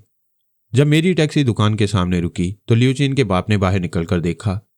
अगर कोई दूसरा मौका होता तो नफरत से मुंह फेर कर चला जाता, लेकिन टैक्सी में सामान भरा हुआ देखकर उसने हैरानी का इजहार किया। मैं दरवाजा खोलकर बाहर निकला। उसने करीब आकर कुछ कहा। मैं उसकी जुबान तो न समझ सका, मगर इशारे से समझ गया कि वह सामान के मुतल्लिक पूछ रहा है। मैंने भी इशारे से कहा, यह सिर्फ इतना ही नहीं, डिग्गी के अंदर भी बहुत कुछ है और यह सब कुछ तुम लोगों के लिए लाया हूं। उसी वक्त ल्यूची ने ऊपर के रिहायशी हिस्से से झांककर हमें देखा, फिर मुझे मुखातिब किया, माइकल, आज तो तुम टैक्सी में आए हो, शर्म नहीं आती? मकान का किराया अदा नहीं करते और टैक्सी का किराया अदा करने के लिए तुम्हारी जेब में पैसे आ जाते हैं। ल्यूचिन के बाप ने चीनी जुबान में अपनी बेटी से कुछ कहना शुरू किया। मैंने उसकी बेटी के जरिए मालूम किया वो कह रहा था, अरे ये ढेर सारी शॉपिंग करके आया और इशारे से हमें समझा रहा है कि ये सब कुछ हमारे लिए है, जल्दी से नीचे आओ। वो ऊपर बालकोनी से पलट कर गई, नजरों से ओझल हो गई। मेरे सामान उतारने तक वो अपने भाई बहनों के साथ मेरे पास आ गई। उसकी माँ भी दौड़ी हुई आई थी। सबने हाथों हाथ तमाम सामान को उठाया। मैंने टैक्सी का किराया अदा किया, फिर उनके साथ चलता ऊपर वाले रिहायशी हिस्से में आया। ख्याल ख्वानी के जरिए मुझे मालूम हो चुका था कि मेरा कमरा किस तरफ है। मेरे आने जाने के लिए एक पिछला जीना था। मुझे सामने वाले जीने से आमदोरफ्त की इजाजत नहीं थी। वो अपनी फैमिली से मुझे दूर ही रखना चाहते थे, लेकिन आज वो सामने वाले जीने से अपने कमरे में ले गए। ल्यूचिन बार बार हैरानी से पूछ रही थी, आखिर ये सब क्या है? ये सामान तुम कहाँ से लाए हो? तुम्हारे पास इतनी रकम कहाँ से आ गई? मैंने कहा, पहले इन सब चीजों को खोल कर देखो। जिसके हाथ जो चीज लग रही थी वो उसे देख रहा था और मैं बता रहा था, ये खिलौने ल्यूचिन के छोटे भाई बहन के लिए हैं। वो इतने कीमती खिलौने थे कि वो उन्हें बड़ी दुकानों के शोकेसों में देख तो सकते थे, लेकिन खरीदने का कभी हौसला नहीं कर सकते थे। बच्चे बहुत खुश हो रहे थे। फिर ल्यूचिन के माँ बाप के लिए भी निहायत कीमती कपड़े, सिगार केस, सस्ती ज्वेलरी का सामान वगैरह निगाहों के सामने आया तो वो दोनों बुड्ढे और बुढ़िया कभी मुझे हैरत से देखने लगे, कभी ऊपरी दिल से मोहब्बत का इजहार करते हुए कहने लगे, आखिर इतनी कीमती चीजें खरीदने की क्या जरूरत थी? तुम तो हमारे बेटे हो। हम ख्वामख्वाह तुम पर नाराज हो रहे थे। मैं उनकी बातें ल्यूचिन के जरिए समझता जाता था। ल्यूचिन के भाई के लिए भी मैंने सूट वगैरह, कपड़े और उसके मिजाज के मुताबिक चीजें खरीदी थीं, और वो हैरान होकर बोल रहा था, मिस्टर माइकल, तुम्हें कैसे मालूम हुआ कि मैं इन चीजों का शौक रखता हूं? मैंने कहा, मैं इतने दिनों से तुम्हारे साथ रहता हूं, क्या तुम लोगों के मिजाज को नहीं समझ सकता? मैंने ल्यूचिन के लिए बहुत ही कीमती मलबूसात खरीदे थे और उसके साथ बहुत ही कीमती जेवरात भी थे। वो एक एक चीज को उठाकर देखती थी, उसके लेबल को देखती थी और हैरानी से पूछती थी, तुम्हें कैसे मालूम हुआ कि ये लिबास मेरे नाप का है? ये सैंडलें मेरे पाँव में ठीक आएंगी और ये जेवरात मुझे पसंद आएंगे? मैंने उसके करीब झुककर सरगोशी में कहा, यह बात मैं तन्हाई में बता सकता हूं, सबके सामने मुनासिब नहीं। उसने मुझे शौक नजरों से देखा। शायद पहली बार माइकल को इस तरह देख रही थी। औरत और चाहती क्या है? कोई उसके लिए कीमती मलबूसात, कीमती जेवरात खरीदने वाला हो तो उसकी नजरें, उसके तेवर और उसका मजाज सब कुछ बदल जाता है। वो जो ऊपर से सख्त पत्थर बनकर रहती है, देखते ही देखते मोम हो जाती है। उसके बाप ने पूछा, आखिर इतनी रकम तुम्हारे पास कहाँ से आई? ल्यूचिन ने बाप की तर्जुमानी की। मैंने उससे कहा, यह ऐसी बात है जिसे मैं किसी ऐसे राजदार को बता सकता हूं जिस पर मैं मुकम्मल एतमाद कर सकूं। उसने मेरे बाजू को थामकर शौकी से पूछा, क्या मुझ पर एतमाद नहीं करोगे? हाँ, तुम्हें बता सकता हूं। वादा करो तुम किसी और को ये राज नहीं बताओगी। मैं वादा करती हूं। मैंने ब्रीफ केस उठाकर कहा, मैं अपने कमरे में जा रहा हूं, वहां आओ, सब कुछ बता दूंगा। मेरा कमरा सबसे अलग था। जो दरवाजा ल्यूचिन फैमिली के दरवाजे की तरफ खुलता था उसे हमेशा के लिए मुकफ्फल कर दिया गया था, लेकिन अब हालात बदल गए थे। वो खुद चाबी लेकर मेरे साथ आई, फिर उसने दरवाजे को खोल दिया। वो दरमियानी दरवाजा यूं खुल गया जैसे हमारे दरमियान से तमाम पर्दे उठ गए हों, आपस में कोई अजनबियत ना रही हो और उन्होंने मुझे अपनी फैमिली का एक मेंबर तस्लीम कर लिया हो। मैंने कमरे में आकर दरवाजे को बंद कर दिया। वहां एक मैला सा बिस्तर था, किताबें जा बजा बिखरी हुई थीं। एक पुरानी सी मेज के पास टूटी हुई कुर्सी थी। मैंने ब्रीफ केस को मैले से बिस्तर पर रखा और वहां बैठ गया। ल्यूचिन मेरे पास आ गई। मैंने दरवाजे की तरफ देखते हुए कहा, कोई हमारी बातें सुन सकता है। वो मेरे पास से उठ गई, आहिस्ता आहिस्ता दरवाजे के पास गई, फिर अचानक दरवाजे को खोल दिया। उस फैमिली के तमाम मेंबर दरवाजे के पास खड़े हुए थे। एकदम से चौंक कर पीछे हट गए। ल्यूचिन ने अपनी जुबान में कहा, यह क्या हरकत है? कोई मुझसे अपना राज बयान करना चाहता है और तुम लोग चाहते हो वो मुझ पर एतमाद न करे? ये निहायत ही नामुनासिब बात है। मैं तुम सबसे कहती हूं, इस दरवाजे के करीब कोई ना आए। वो वहां से हट गए। ल्यूचिन ने दरवाजे को बंद किया, उसकी चिटखनी चढ़ाई, फिर मेरे पास आकर बैठते हुए बोली, तुम आहिस्ता आहिस्ता बोलो, वहां तक आवाज नहीं जाएगी। मैं आहिस्ता बोलूंगा, मगर तुम अचानक खुशी से चीख पड़ोगी तो क्या होगा? मुझे अपने आप पर इख्तियार है, तुम हकीकत बताओ। मैंने ब्रीफ केस को उठाकर उसकी गोद में रखा, फिर कहा, इसे खोलो। उसने मुझे सवालिया नजरों से देखा, फिर उसे खोला। वो ब्रीफ केस अब भी नोटों से भरा हुआ लग रहा था। हालांकि मैंने उसमें से कुछ रकम खर्च की थी। उसने कभी ख्वाब में भी इतनी दौलत नहीं देखी थी। वो दौलत देखते ही हैरत से चीखना चाहती थी। मैंने मुंह पर हाथ रखकर आहिस्तगी से कहा, देखा, मैं ना कहता था तुम हैरत से चीख पड़ोगी। उसने मुंह से कुछ नहीं कहा, नोटों से भरे हुए ब्रीफकेस को छोड़ दिया, मुझे पकड़ लिया। क्योंकि औरत बराह रास्त आमदनी को नहीं पकड़ती, सिर्फ आमदनी के जरिए को हाथ में रखती है। इस तरह सब कुछ उसके हाथ में रहता है। उसने एक हाथ मेरे शाने पर रखा, दूसरे हाथ की उंगलियों को मेरे बालों में उलझाते हुए कहा, यह तुमने क्या हालत बना रखी है। हमारे लिए दुनिया जहां का सामान खरीद लिया, अपने लिए कोई भी चीज नहीं खरीदी। मैंने माइकल के अहमकाना अंदाज में कहा, मैं तो ऐसे ही ठीक हूं। क्या खाक ठीक हो? अगर अपने लिए एक जोड़ा ही खरीद लेते तो क्या तुम्हारी दौलत में कमी हो जाती? ये बात नहीं है। दरअसल मैं सोचता हूं क्या पहनूं, कुछ समझ में नहीं आता किसके लिए पहनूं। इतनी बड़ी दुनिया में ऐसा कोई नहीं है जो मेरे लिए कोई चीज पसंद करे, मेरे लिए कुछ खरीदे। आदमी जब तक किसी की आंखों में नहीं सजता उस वक्त तक खुद को सजाना नहीं चाहता। उसने मेरे सीने पर सर रखते हुए कहा, शायद तुम यकीन न करो, शायद ये सोचो कि मैं दौलत देखकर तुम्हारे करीब आई हूं, लेकिन मेरा दिल हमेशा तुम्हारे लिए धड़कता रहा। मैंने कभी जुबान से नहीं कहा, मगर दिल ही दिल में तुमसे मोहब्बत करती रही। वो सरासर झूठ बोल रही थी। उसे क्या मालूम था कि मैं ख्याल ख्वानी के जरिए उसके मन और मजाज को समझता हूं। वो यकीनन माइकल को चाहती थी, मगर उससे हमदर्दी करती थी। मोहब्बत ना तो कभी की और ना ही कर सकती थी। इस दौलत ने उसे मोहब्बत करना सिखा दिया था। मैं उसे या किसी औरत को इल्जाम देना नहीं चाहता। दरअसल हमने औरत को इतना मजबूर और मोहताज बनाकर रखा है कि वो उसी तरफ झुकती है जहां उसकी हर ख्वाहिश, हर जरूरत पूरी होती है। वो उठकर खड़ी हो गई, मेरा हाथ पकड़कर खींचते हुए बोली, चलो उठो, मैं तुम्हारे लिए चीजें पसंद करूंगी, तुम्हारे लिए बहुत कुछ खरीदूंगी, तुम्हें सजाऊंगी, इसलिए कि तुम मेरी आंखों में सज रहे हो। मैंने उसे अपनी तरफ खींचा। वो मेरे पास आकर बिस्तर पर गिर पड़ी। मैंने कहा, क्या ये नहीं पूछोगी कि इतनी दौलत कहां से आई? वो अंगड़ाई लेते हुए बोली, फल देने वाले दरख्त के साए में बैठकर ये नहीं सोचना चाहिए कि फल दरख्त में कैसे आते हैं, ये तो बाग जाने, बाग का माली जाने। मैं कुछ जानना नहीं चाहती। वो हंसने लगी। मेरा यानी माइकल का वो बिस्तर बहुत ही मैला सा था। उस पर वो साफ सुथरी दोशीजा ऐसी लग रही थी जैसे कीचड़ में कमल खिल रहा हो। उसकी हंसी गजब की थी, जिसके कानों तक पहुंचती थी उसे शिकार कर लेती थी। मेरा ख्याल है मैं अंडरग्राउंड से ही उसकी हंसी का शिकार हो चुका था। मैंने पूछा, तुम्हारे माँ बाप इस दौलत के मुतल्लिक पूछेंगे, मैं क्या जवाब दूं? वो उठकर बैठ गई, सोचने लगी।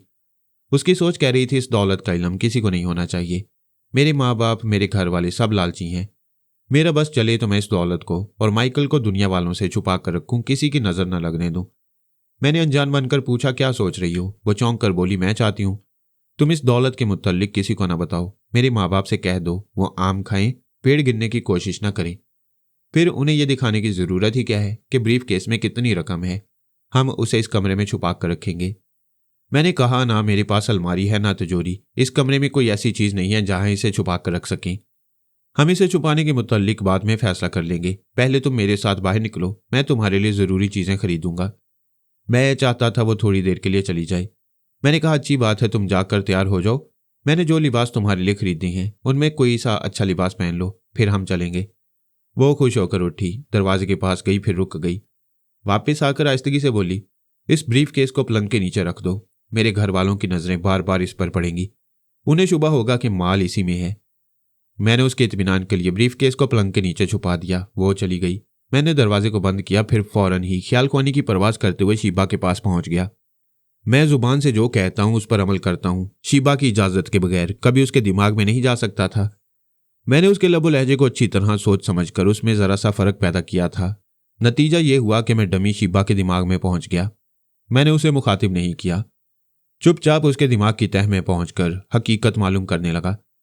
चूंकि उसके दिमाग को तनवीमी अमल के जरिए पूरी तरह तस्खीर कर लिया गया था, दूसरे लफ्जों में उसका ब्रेन वॉश किया गया था, और जो बात उसके दिमाग में बिठा दी गई थी अब वो उसी के हवाले से खुद को पहचान रही थी।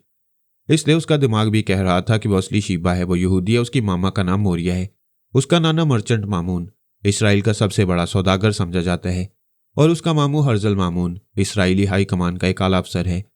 गोया वो हर पहलू से अपने आप को शीबा ही समझ रही थी।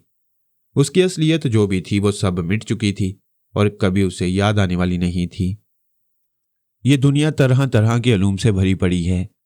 ऐसे इल्म है कि इंसान हैरतज़दा रह जाए, और यही हैरतज़दा करने वाला इंसान ये इल्म सीखता चला जाता है। तनवीमी अमल ने यह बात उसके दिमाग में नक्श कर दी है कि फरहाद उसके पास आता है और ख्याल ख्वानी के जरिए गुफ्तगू करता है, और वह चुपके चुपके फरहाद से मुतासिर है और उसे चाहती है, लेकिन जुबान से इकरार नहीं करती है। यह हकीकत खुद असल शीबा जानती थी या मैंने बड़ी हद तक अंदाजा किया था।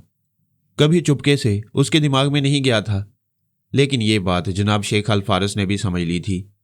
इसीलिए उन्होंने जिस तनवीमी अमल करने वाले को 2 अदद डमी शीबा के पास भेजा था, उसे शीबा की यह ढकी छुपी कमजोरी भी समझा दी थी, और ये कमजोरी दोनों शीबा के दिमागों में नक्श कर दी गई थी। मैंने उसे मुखातिब किया, हेलो शीबा। वो एकदम चौंक गई। एक इजी चेयर पर बैठी हुई थी, बिल्कुल सीधी होकर उठना चाहती थी। मैंने कहा, बैठी रहो, मैं फरहाद हूं। उसने हौले से मुस्कुराकर कहा, तुम ही हो सकते हो। भला और कौन मेरे दिमाग में आ सकता है, लेकिन यह अच्छी बात नहीं है। तुम क्या कहना चाहती हो? तुम्हें याद दिलाना चाहती हूं। तुमने कहा था मेरी इजाजत के बगैर मेरे दिमाग में नहीं आओगे। मैं जरा हैरान हुआ, फिर समझ गया। असल शीबा ने यह बात जनाब शेख अल फारस को बताई होगी और उन्होंने तनवीमी अमल करने वाले को बता दिया होगा। चुनाचे ये बात भी उसके दिमाग में नक्श कर दी गई थी। मैंने कहा, मुझे अफसोस है, मैं अपना वादा भूल गया था। आइंदा याद रखूंगा। अभी जाता हूं, फिर इजाजत लेकर आऊंगा। वो हंसते हुए बोली, ये भी कोई बात हुई? जब आ ही गए हो तो जाने की क्या जरूरत है? आइंदा इजाजत हासिल कर लिया करना। मैंने पूछा, क्या तुम ख्याल ख्वानी के जरिए मेरे पास आ सकती हो? हाँ, आ सकती हूं। यह मेरे लिए शदीद हैरानी की बात थी। भला डमी शीबा कैसे ख्याल ख्वानी कर सकती थी? टेलीपैथी का इल्म कोई बच्चों का खेल तो नहीं था कि जिस डमी को चाहा उसे सिखा दिया। मेरी हैरानी के दौरान वो कुर्सी पर पालती मारकर बैठ गई थी। उसने एक हाथ दूसरे हाथ में लिया, आंखें बंद की थी, फिर अपने हाथ की अंगूठी को पकड़ लिया था। उस अंगूठी में एक नन्हा सा बटन था जिसे वह दबा रही थी और सोच रही थी। फरहाद ने अपने दिमाग में आने के लिए कहा, मैं ख्याल ख्वानी की परवाज कर रही हूं और उसके पास पहुंच रही हूं। मुझे फिर हैरानी का एक शदीद झटका सा लगा, क्योंकि शीबा मेरे दिमाग में बोल रही थी। मैंने बेयकीनी से पूछा, यह कैसे मुमकिन है? तुम डमी शीबा हो, तुम ख्याल ख्वानी नहीं कर सकती। मुझे शीबा की हंसी सुनाई दी। फिर उसने कहा, फरहाद, मैं असली शीबा हूं। अभी तुम जिसके दिमाग में थे वो डमी थी। तुमने उसे ख्याल ख्वानी की दावत दी। तनवीमी अमल के मुताबिक उसने अपने दूसरे हाथ से उस अंगूठी को थाम लिया और उसके बटन को दबाया। वो एक इंडिकेटर है, वैसे ही एक अंगूठी मेरी उंगली में है। उसके जरिए मुझे इशारा मौसूल होता है और मैं फौरन उसके दिमाग में चली जाती हूँ। ये इंडिकेटर मुझे ये बताता है कि मुझे डमी नंबर 1 के दिमाग में जाना चाहिए या डमी नंबर 2 के दिमाग में। मैंने कहा, यह बात समझ में आती है, तुमने ख्याल ख्वानी की, मेरे पास पहुंच गई, लेकिन डमी शीबा तो अपनी जगह मौजूद है। वो बोली, हाँ, जब तक वो इस अंगूठी को थामे रहेगी, उस पर तनवीमी बेखुदी तारी रहेगी। मैं उसके दिमाग में पहुंचकर बताऊंगा कि वह अब तक फरहाद के दिमाग में थी और उसे अपनी ख्याल ख्वानी का सबूत फराहम कर रही थी। अच्छा, मैं जाती हूँ। वो चली गई।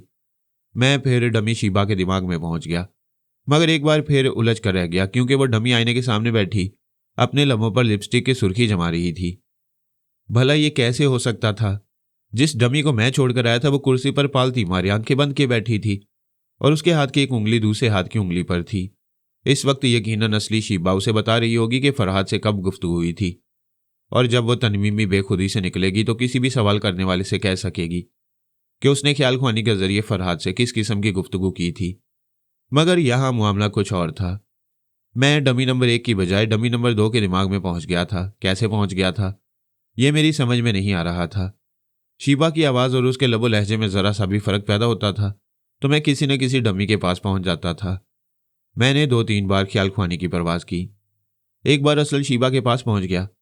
जब उसकी सोच पढ़कर यकीन हुआ कि मैं असली शीबा के पास हूं तो मैंने माजरत चाहते हुए कहा, शीबा, मैं भटकता हुआ बगैर इजाज़त तुम्हारे दिमाग में आ गया। बड़ी उलझन में हूं, समझ में नहीं आता तुम्हारे लबो लहजे को किस तरह अपनी गिरफ्त में रखूं।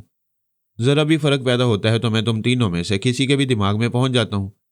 वो हंसने लगी। मैंने कहा, तुम्हें हंसी आ रही है? मैं तुम्हें हमेशा खुश व खुर्रम देखना चाहता हूं, मगर यह मौका खुशी का नहीं। मुझे समझाओ, आखिर मामला क्या है? यह मामला खुद मेरी समझ में नहीं आ रहा था। जनाब शेख साहब ने मुझे 2 अंगूठियां दी। मैंने दोनों हाथों में एक एक अंगूठी पहनी हुई है। उन अंगूठियों के ऊपरी हिस्से पर नन्हा सा शीशा है। ये एक सादे स्क्रीन की तरह है। जब मुझे इशारा मौसूल होता है और मैं इस अंगूठी का बटन दबाती हूँ तो इस शीशे पर एक तीर का निशान नमूदार होता है। वह तीर एक सिमत बताता है कि जिस शीबा से राब्ता कायम करना है वो किस सिमत में है। मैं उसी सिमत रुख करके ख्याल ख्वानी करती हूँ तो सीधी उसके दिमाग में पहुंच जाती हूँ। जनाब शेख साहब, ऐसी ही 2 अंगूठियां तुम्हारे पास भेजेंगे। जब तुम उन्हें ऑपरेट करोगे तो जिस शीबा के पास जाना चाहोगे उसके पास पहुंच जाओगे। मैंने कहा, हाँ, मुझे उन 2 अंगूठियों की ज़रूरत पेश आएगी, क्योंकि किसी वक्त भी किसी डम्मी ने उस अंगूठी के बटन को दबाया, तुम्हें ख्याल ख्वानी का इशारा किया और तुम वक्त पर ना पहुंच सकी तो कम अज कम मैं ही पहुंच सकूंगा। इसलिए हम दोनों के पास ऐसी अंगूठियां लाजमी हैं। ये मसला मेरे लिए निहायत पेचीदा था, लेकिन जनाब शेख साहब की जहानत से सुलझ गया था। वाकई एक मामूली सी बात थी। हम सब जानते हैं कि शुमाल की तरफ से जो मकनातीसी लहरें चलती हैं, उनके जरिए कुतुब नुमा भी हमें सही सिमत की तरफ ले जाते हैं। फिर ख्याल ख्वानी की लहरें भी शुमाल की तरफ से आने वाली मकनातीसी लहरों के जेर असर रहती हैं। इस तरह इस अंगूठी पर नुमाया होने वाले तीर का निशान जो कुतुब नुमा के कांटे की तरह होता है, वो यकीनन उसी शीबा के पास पहुंच जाता है जो हमारी मतलूबा होती है। शीबा ने पूछा, तुम पहले डमी शीबा के पास कैसे पहुंच गए थे? मैंने तुम्हारे लबो लहजे में जरा सा फर्क पैदा किया था और उसके पास पहुंच गया था। दूसरी बार दूसरी शीबा के पास पहुंच गया। जब मैं ज्यादा भटकने लगा तो असल लबो लहजे को इख्तियार किया और तुम्हारे पास आ गया। मेरी ख्याल ख्वानी का सिलसिला टूटने लगा। मैंने लियो चीन की आवाज सुनी। दरवाजे के उस पार वो अपने वालदैन से चीनी जुबान में कुछ कह रही थी। मैंने शीबा से कहा, मैं अपनी जगह मसरूफ हूं, तुम जरा पोमी की खबर लो, मैं बाद में तुमसे राब्ता कायम करूंगा। जैसे ही मैं दिमागी तौर पर हाजिर हुआ, कमरे का दरवाजा खुल गया। मेरे सामने वही लियो चीन खड़ी हुई थी, मगर पहचानी नहीं जाती थी। नए लिबास में, नए मेकअप में वो इस तरह बन सवर कर आई थी कि कुछ से कुछ हो गई थी। उसे देखकर यह फर्क समझ में आया कि पहले वो गुल थी, अब गुलाब हो गई थी। पहले सरापा जवानी थी, अब अंगूर का पानी हो गई थी। उसे नजर भर के देखना मुनासिब नहीं था। मैंने नजरें झुका ली, यही मुझसे गलती हुई। नजरें झुकने का मतलब था कि दिल उधर झुक रहा है। आजकल की लड़कियां मर्दों की इन कमजोरियों को फौरन ताड़ लेती हैं। मैंने दूसरी तरफ नजरें फेर लीं, गोया फरार हासिल कर रहा था। यह भी उसकी समझ में आने वाली बात थी। मैंने जल्दी से झुककर पलंग के नीचे से ब्रीफकेस को निकाल लिया, फिर उठकर कहा, हमें चलना चाहिए। वो दरवाजा बंद करके मेरे करीब आ गई, बिल्कुल करीब होकर मेरे शानों पर दोनों हाथ रखकर बोली, कैसी लग रही हूं? मैंने उस पर एक नजर डाली, फिर उसके सर को देखते हुए कहा, बहुत अच्छी लग रही हो, मगर यह हेयर स्टाइल मुझे पसंद नहीं है। वह फौरन अलग हो गई। अपने सर पर हाथ फेरते हुए बोली, तुम्हें पसंद नहीं है तो स्टाइल बदल दूंगी। मैं यही चाहता था, जितनी देर हेयर ड्रेसिंग में लगती उतनी देर में मैं पौमी की खबर ले सकता था। मैं ब्रीफकेस उठाकर उसके साथ बाहर आ गया। हमने एक टैक्सी ली, फिर एक ब्यूटी पार्लर में पहुंच गए। वो अपने हेयर स्टाइल को बदलने के लिए अंदर चली गई। मैं वेटिंग रूम में आकर बैठ गया। ख्याल ख्वानी से पहले वहां का जायजा लेना जरूरी था। वो बहुत मसरूफ ब्यूटी पार्लर था। दौलतमंद औरतें किसी पार्टी वगैरह में जाने से पहले इस पार्लर से होकर गुजरती थीं। उनके साथ आने वाले मर्द मेरी तरह वेटिंग रूम में बैठे हुए थे। हम सब एक दूसरे के लिए अजनबी थे, इसलिए मुख्तलिफ रिसाले उठाकर उनकी वर्क गर्दानी कर रहे थे। मैंने भी एक रिसाला उठाया, फिर उसे खोलकर ख्याल ख्वानी करना चाहिए। उसी वक्त लियोचीन एक लेडी हेयर ड्रेसर के साथ आ गई। एक एल्बम खोलकर दिखाते हुए बोली, मुझे बताओ इनमें से कौन सा हेयर स्टाइल तुम्हें पसंद है? मैंने चंद तस्वीरें देखी, फिर एक तस्वीर पर उंगली रखते हुए कहा, यह हेयर स्टाइल मुझे पसंद है। लेडी हेयर ड्रेसर ने मेरी तायद की। लियोचीन खुश हो गई। वह एल्बम उठाकर उस औरत के साथ चली गई। इसके बाद मैंने ख्याल ख्वानी की परवाज की और पौमी के पास पहुंच गया। मैं देर से पहुंचा। कहते हैं देर हो जाए तो अंधेर हो जाता है। वहां पौमी और मिस्टर नोकू की पहली मुलाकात में यह अंधेर हुआ कि पौमी उसे देखते उसकी दीवानी हो गई। जिन लोगों ने मिस्टर नोकू को अपने रूबरू देखा था, उन्होंने बारहा यह दावा किया था कि वो सिनफे नाजुक के लिए बेहद कशिश रखता है। निहायत ही खूबरू और सेहतमंद नौजवान है। उसके चेहरे पर मर्दानगी कूट कूट कर भरी हुई है। जो लड़की उसे देखती है पहली नजर में दिल हार जाती है। जब पौमी की नजर उस पर पड़ी तो वो उसे देखती ही रह गई। मिस्टर नोकू ने मुस्कुराकर कहा, मैं जानता था तुम जिद्दी, मुस्तकिल मिजाज और कुव्वत इरादी रखने वाली लड़की हो। इसके बावजूद मुझे देखोगी तो मुझ पर से नजरें नहीं हटा सकोगी।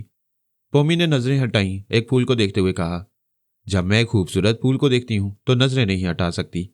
जब खुले आसमान के साए में खूबसूरत परिंदे परवाज करते हैं तो मैं उन्हें भी देर तक देखती रहती हूं।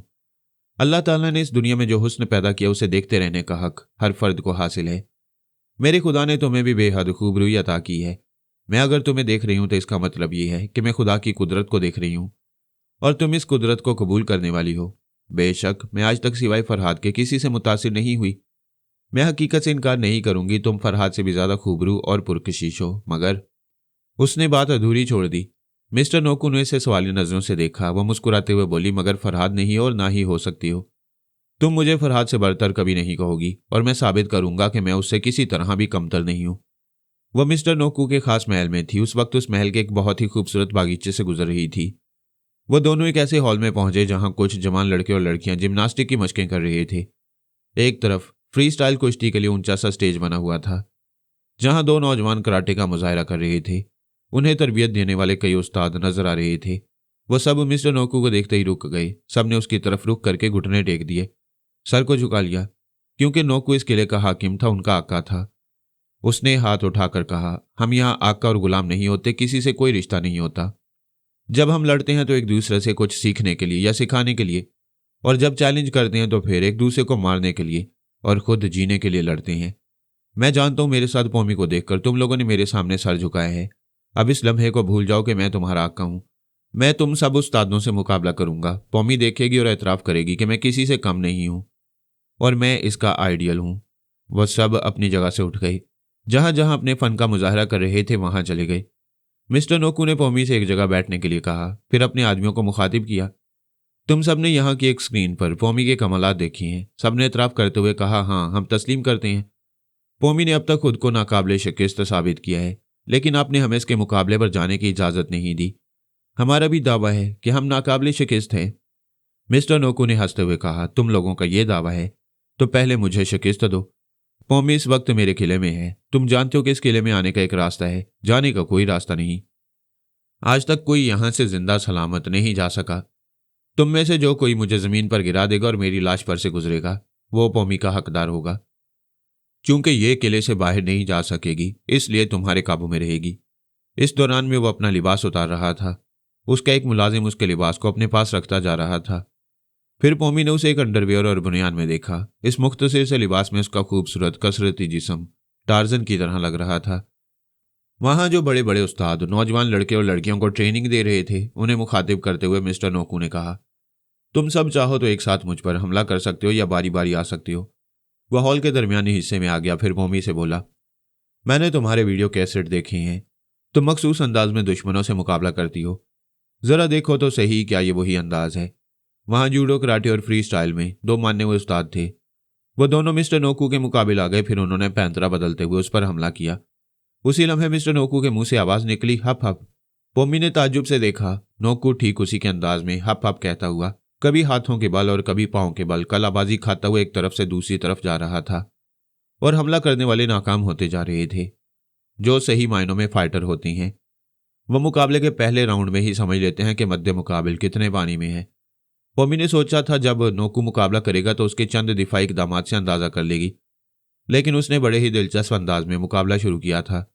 चूंकि वो पौमी का अपना अंदाज था, इसलिए वो और दिलचस्पी से देखती चली गई और ये तस्लीम करती गई कि जिस तरह वो अपने दुश्मनों के हाथ नहीं आती थी, उसी तरह मिस्टर नोकू उसका अंदाज इख्तियार करके मुकाबला करने वालों के हाथ नहीं आ रहा था, और ये साबित कर रहा था कि वो एक अच्छा फाइटर ही नहीं बल्कि बहुत ही कामयाब नक्काल भी है।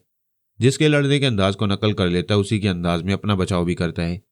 एक बार पौमी फिजा में परवाज करने के दौरान 2 बार कलाबाजी खाते हुए जमीन पर आई थी। ये एक कैसेट में रिकॉर्ड हो चुका था। मिस्टर नोकू ने बिल्कुल उसी के अंदाज में फिजा में परवाज करते हुए 2 बार कलाबाजी खाई और फर्श पर आकर खड़ा हो गया। सिर्फ इतना ही नहीं, पौमी ने अब तक जितने भी जिम्नास्टिक के करतब दिखाए थे वो सब उन्हें दोहराता जा रहा था। मुकाबला करने वालों की पिटाई भी करता जाता था। अब 2 की बजाय 4 मुकाबला करने वाले हो गए थे, लेकिन वो किसी के काबू में नहीं आ रहा था।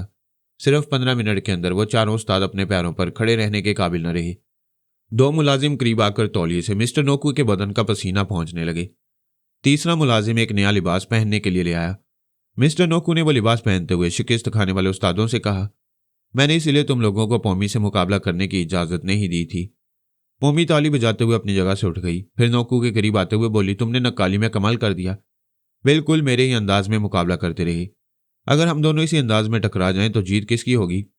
नोकू ने मुस्कुरा कर कहा, तुम कहोगी तुम्हारी जीत होगी, मैं कहूंगा मेरी होगी। तुम देख रही हो मैं लिबास पहन चुका हूं। तुम्हें चैलेंज करने का इरादा नहीं है। शायद तुम मुझे मोहब्बत से जीतना चाहते हो। तुम चीज ही ऐसी हो। मेरी पूरी कोशिश यही होगी कि मेरे इन 2 हाथों से तुम्हें नुकसान ना पहुंचे। मैं तुम्हें नेक मशवरा देता हूं, मुझे कभी हाथ उठाने पर मजबूर ना करना। अगर जरा भी अकल से काम लोगी तो मुझे एक बेहतरीन दोस्त बना सकोगी। वो दोनों बातें करते हुए उस हॉल से जाने लगी। पौमी ने पूछा, क्या मैं इस किले में तुम्हारी मेहमान हूं? बेशक, ऐसी मेहमान जो सबसे महबूब है। फिर मैं भी तुम्हें नेक मशवरा दूंगी। अपने मेहमान की एक ख्वाहिश पूरी कर दो और मुझे जिंदगी भर के लिए दोस्त बना लो। कौन सी ख्वाहिश? द किलर का सर। वह हंसते हुए बोला, तुम इस किले की दीवारों से सर टकराती रहोगी मगर द किलर तक नहीं पहुंच सकोगी। तुम चैलेंज कर रहे हो और चैलेंज दोस्तों के दरमियान नहीं होता। तुम दोस्त बनकर गला काटना चाहती हो, तुम्हारा नहीं द किलर का। वो हॉल से निकलने के बाद किले के एक ऐसे हिस्से से गुजर रहे थे जहां बड़े बड़े कमरे बने हुए थे, मगर उन कमरों के दरवाजे लोहे की सलाखों से बने हुए थे। हर सलाख के पीछे एक हसीन औरत दिखाई दे रही थी। मिस्टर नोकू ने कहानी दरवाजे के पास से गुजरते हुए कहा, इस औरत को देख रही हो? आज भी पहले दिन की तरह हसीन है, उस पहले दिन की तरह जब इसे मिस यूनिवर्स का टाइटल मिला था। ये दुनिया की हसीन तरीन औरत मानी गई, लेकिन मेरे इश्क में मुब्तला हो गई। मैंने आज तक किसी से इश्क नहीं किया, मुझे यह बीमारी नहीं हुई। हाँ, तुम्हारे कमालात देखने के बाद यह तस्लीम करना पड़ा कि मेरा दिल तुम्हारी तरफ माइल हो रहा है। मैंने आज से पहले किसी हसीन औरत के अंदर इतनी खूबियां नहीं देखी थी जितनी मैं तुम में देखता आ रहा हूं। पॉमी ने कहा, तुम मेरी तारीफ ना करो, उसके मुतल्लिक बताओ। जब ये दुनिया की हसीन तरीन औरत है तो इसे सलाखों के पीछे क्यों कैद कर रखा है? उस औरत ने कहा, मैं कैदी नहीं हूं, मैं अपनी मोहब्बत का इम्तिहान ले रही हूं। मिस्टर नोकू ने कहा, अगर मैं 2 बरस तक इसकी कैद में रहकर अपनी मोहब्बत में साबित कदम रहूंगी और सिर्फ मिस्टर नोकू का मुतालबा करती रहूंगी तो ये मुझे अपना लेगा। मिस्टर नोकू ने कहा, मिस यूनिवर्स अपनी मोहब्बत का इम्तिहान दे रही है, लिहाजा आगे बढ़ो। वो आगे बढ़ते हुए दूसरे कमरे के दरवाजे पर रुक गई। वहां सलाखों के पीछे एक और हसीन औरत नजर आई। मिस्टर नोकू ने कहा, यह हिंदुस्तान की एक रियासत की राजकुमारी है। मैंने इससे भी यही कहा है कि मैं इसे मोहब्बत करूंगा जो मेरी कैद में मुसलसल 2 साल तक रहे और सारी दुनिया को मेरी खातिर छोड़ दे। लिहाजा ये भी मेरी मोहब्बत का इम्तिहान दे रही है और आगे बढ़ो। पॉमी ने आगे बढ़ते हुए कहा, तुमने ऐसी कितनी औरतों को कैद कर रखा है? तुम्हारा मकसद क्या है? कोई तितलियों के पर जमा करता है, कोई हसीन औरतों के खतूत जमा करता है। मैं हसीन औरतों को जमा करता हूँ। यह किला एक तरह का एल्बम है जिसमें दुनिया की हसीन तरीन औरतें मेरे इश्क में मुब्तला होकर कैदियों जैसी जिंदगी गुजार रही हैं। मैंने कभी इन्हें हाथ नहीं लगाया क्योंकि मैं औरतों से दूर रहने का आदी हूँ। मैं इतना महंगा हूं कि शायद कोई नसीब वाली औरत ही मुझे अपना सकती है, और शायद वो नसीब वाली औरत इस किले में आ गई है। ये कहते हुए उसने मायनेखेज अंदाज में पॉमी को देखा। पॉमी ने कहा, एक बात जरूर याद रखना, औरत अच्छे अच्छों के नसीब सुला दिया करती है। ये तो याद रखता हूं, इसीलिए औरतों से दूर रहता हूं। तुमसे भी दूर रहूंगा, मगर जिस दिन सही मायनों में दोस्त बन जाओगी तुम्हें करीब आने का मौका भी दूंगा। वो किले के उस हिस्से में पॉमी के साथ घूम रहा था, मुख्तलिफ राहदारियों से गुजरता जा रहा था। हर राहदारी में 2-2, 3-3 कमरे थे और हर कमरे में एक से एक हसीन औरत नजर आ रही थी। कमबख्त ने वाकई दुनिया जहां की हसीन औरतों को जमा करने का ठेका ले रखा था। वो बातें करते हुए एक ऐसे कमरे के सामने आए जिसका कोई दरवाजा नहीं था। पॉमी ने पूछा, इस कहानी दरवाजा क्या हुआ? यहां एक ऐसी औरत कैद है जिसके लिए दरवाजे की जरूरत नहीं है। वो जब चाहे जा सकती है मगर नहीं जाती। इस कमरे में कहीं दीवार से लगी बैठी होगी। पॉमी ने जरा आगे बढ़कर उसे देखना चाहा। उस वक्त एक जोरदार लात उसकी पुश्त पर लगी। वो संभल ना सकी, लड़खड़ाते हुए कमरे के अंदर पहुंच गई। वो यकीनन बिजली थी, संभलने में देर ना लगती। लेकिन जैसे ही वो कमरे के अंदर पहुंची, एक कहानी दरवाजा दीवार के अंदरूनी हिस्से से निकलकर फर्श तक आ गया था। वो बिजली की तरह पलट कर आई थी मगर दरवाजे से टकराते ही चीख पड़ी। बिजली का एक झटका सा लगा, वो पीछे जाकर फर्श पर गिर पड़ी। मिस्टर नोकू ने कहा, अब तुम्हारी समझ में आ गया होगा, कहानी सलाखों को हाथ लगाओगी तो शौक पहुंचेगा, लिहाजा फरार का रास्ता ढूंढने की हमाकत न करना। पॉमी ने अपने दोनों होंठों को सख्ती से भींच लिया। उसे गुस्सा आ रहा था और वो गुस्से को बर्दाश्त कर रही थी। उसे यही ट्रेनिंग दी गई थी कि हर हालत में अपने दिमाग को काबू में रखना चाहिए। मिस्टर नोकू जा रहा था, अभी वो नजरों से ओझल नहीं हुआ था। जाते जाते रुक गया। फिर उसने पलट कर कहा, पॉमी आई लव यू, मगर तुम्हारी मोहब्बत के फ्रेम में आकर धोखा खाने वाले अहमकों में से नहीं हूं। तुमने जितने कमालात दिखाए मैं उन सबके वीडियो कैसेट तैयार किए हैं। अब तुम्हें अपना बनाने के लिए तुम्हें अपाहिज बनाऊंगा ताकि तुम कभी मेरे खिलाफ कोई दाव इस्तेमाल करने के काबिल ना रह सको। मैं तुम्हें 24 घंटे की मोहलत दे रहा हूं, तुम खुद ही फैसला करो।